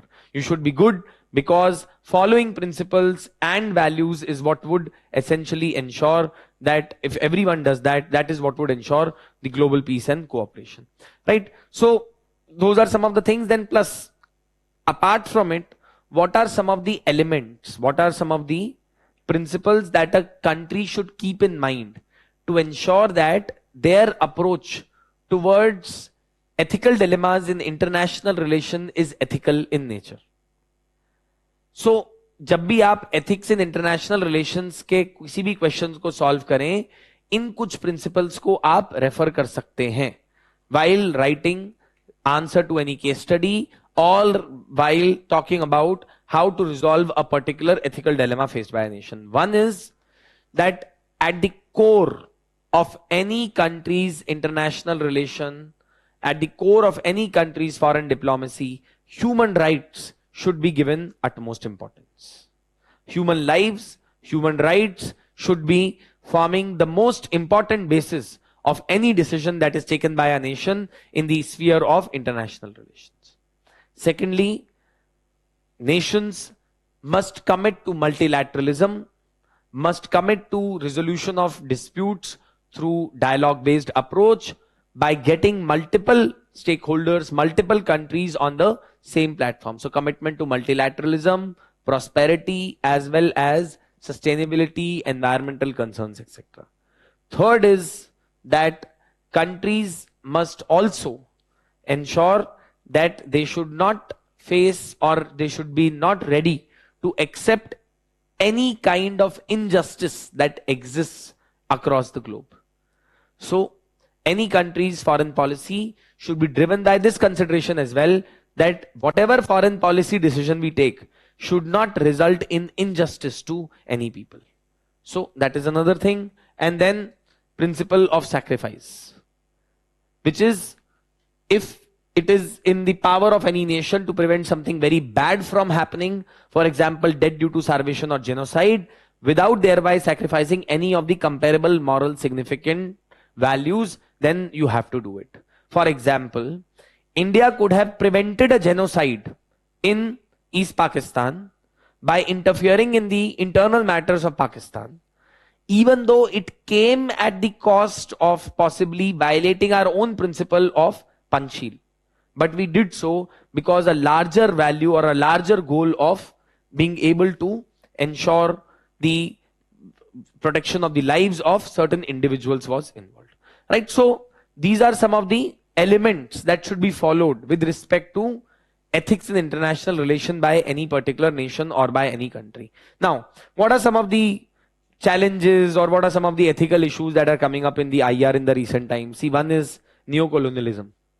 Various countries have started to invest funds, money in developing countries, not with the aim of actually doing this for some altruistic purpose, but they do it for an ulterior motive, so as to gain more power for themselves, so as to be able to capture more power over the other nations. So that is one. Second is issues of human rights violation being ignored by countries at their convenience. So often you would find another issue that we face in international relations today in terms of IR, ethics in IR, is that various countries would shout at the top of their roof if they find any kind of violation of human rights happening in certain specific geographies or countries.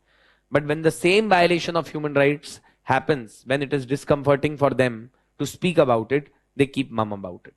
Pakistan would be the first one to talk about the minority rights, especially, let's say, of anything happens to Muslims in India, they would be the first one to raise a voice about it. But they haven't raised a single voice about what has been happening to Uyghurs in China, in Xinjiang. No concern has been raised by them about the same. If you look at America, they would cry about the rights of women, let us say, or rights of downtrodden, or rights of minorities in different parts of the world and how they are being exploited. But they don't talk about the kind of discrimination which the blacks in their own country are subjected to. Right? So again, the point that I'm trying to make is that various issues of human rights violations are ignored by nations simply because of what suits them or what does not. Another problem that we face is the lack of responsibilities that is taken by various countries as far as the global commons are concerned. So Russia or United States of America have been at the forefront, even China now have been at the forefront of creating a lot of space debris. The problem is that space does not belong to any one country. When you are creating such amount of space debris, ultimately the other developing countries which are yet in these or which are yet to set up their own satellites, which are yet to send their own spacecraft to the space, would start doing so. They would start facing difficulties because the space and the orbit would have already been occupied by the other countries and the debris which has been created by the satellites of the other countries. So should they not be responsible as to how they use the global commons? Then, apart from it, international diplomacy is guided by narrow national interest rather than common global agenda. For example, if you look at the issue of declaring Maulana Masood Azhar as an international terrorist, ideally, if you look at China's official position or stance on terrorism, they are strictly against terrorism. But at the same time, when the vote came up in UNSC to declare Maulana Masood Azhar as a declared international terrorist, China vetoed this particular proposal. So why are they doing so when they stand against terrorism? Are they doing so because of their narrow national interest? So that is another thing. And then, of course, nations often support international terrorism depending upon where they are. For example, USA has a problem with the Palestinian terrorist organizations, but it does not have a problem in supporting similar kind of organizations in Syria. Right? They may have a problem with Palestinian self-determination movement, but they don't have a problem with similar kind of self-determination movement that are happening in some other parts of the Middle East. So the point is that you support international terrorism as well, or you support terrorism as well, depending upon your own convenience. It cannot be a matter of convenience. So these are some of the examples of ethical issues that exist in international relations. I have also mentioned some of the other ethical issues as well with respect to, let's say, terrorism is also another ethical issue, or stand of various nations, good versus bad terrorists, etc., and all of that. Then refugee crisis. Often you would see that European countries are the first one to be raising voice over the human right violations, human right concerns. But when several refugees were trying to make their way from Syria and from some of the North African and Middle East countries to Europe in situation of crisis, the European nations themselves turned down these refugees because of their inability to take them. Now, at the same time, they support India to intake the Rohingya refugees, but they are themselves not willing to take the refugees that are coming in from Syria into their own nation. So again, an example of how there are double approaches which are adopted by various nations or ethical issues that come up with respect to the international relations. तो उसी के respect में मैंने कुछ चीजें mention भी की हुई है. मैंने ये asylum, refugee law के respect में एक पूरा यहाँ पे I have provided one particular short note, so you can read it with respect to ethical issues in refugee crisis as well. Similarly, I have provided ethical issues with international aid also.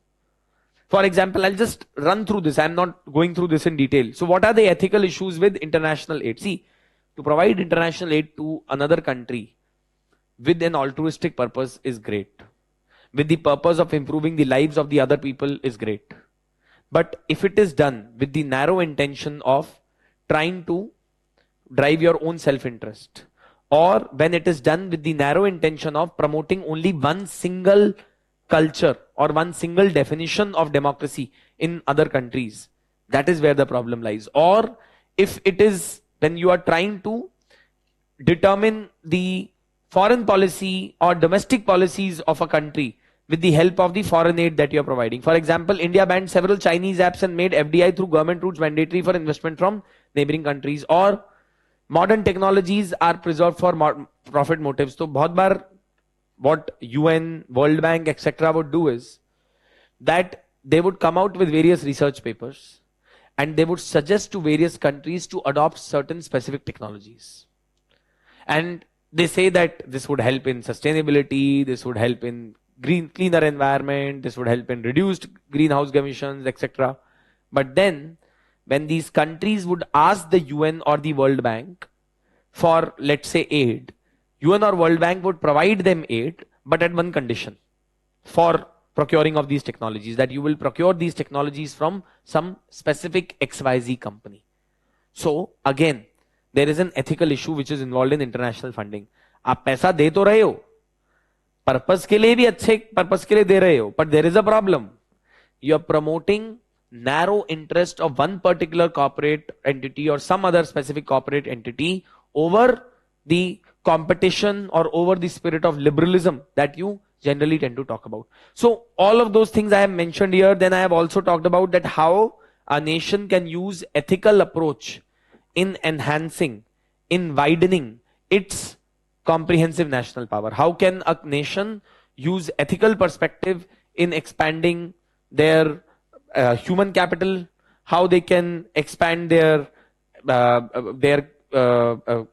comprehensive national power in soft power with respect to by using ethical approach, or they can also use it for the social harmony. Then I have also provided that can there be certain ethical justifications for a war as well. This also there is something called as a just war theory, which lays down what are the 6 conditions in which a war can be justified by a nation. Those conditions also I have laid down here. You can read it on your own, right?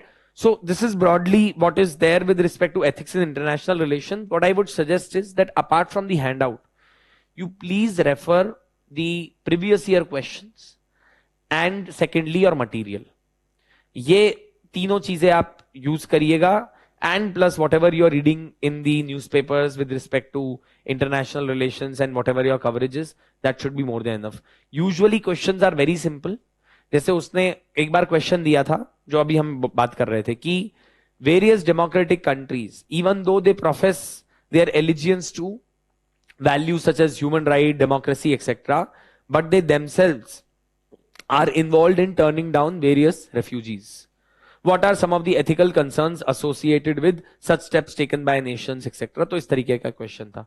या फिर उन्होंने Russia Ukraine war के context में ही पूछ लिया कि can you justify the war by Russia on certain grounds etcetera and all of that.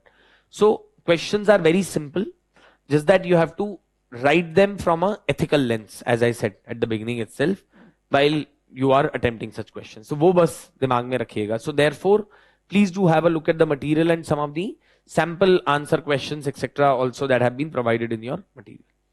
Okay, so this brings me to an end for the classes for ethics in governance. I just hope that if nothing, you have at least got the fodder material and an idea of how to approach the questions in this particular segment of ethics.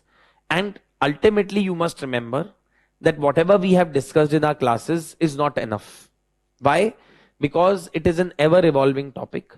Questions that are asked are very dynamic in nature, and UPSC expects you to apply basic principles but with your own understanding. So जो class में सीखा है उसको apply कीजिएगा rather than बस just उसको लिख डालने से better.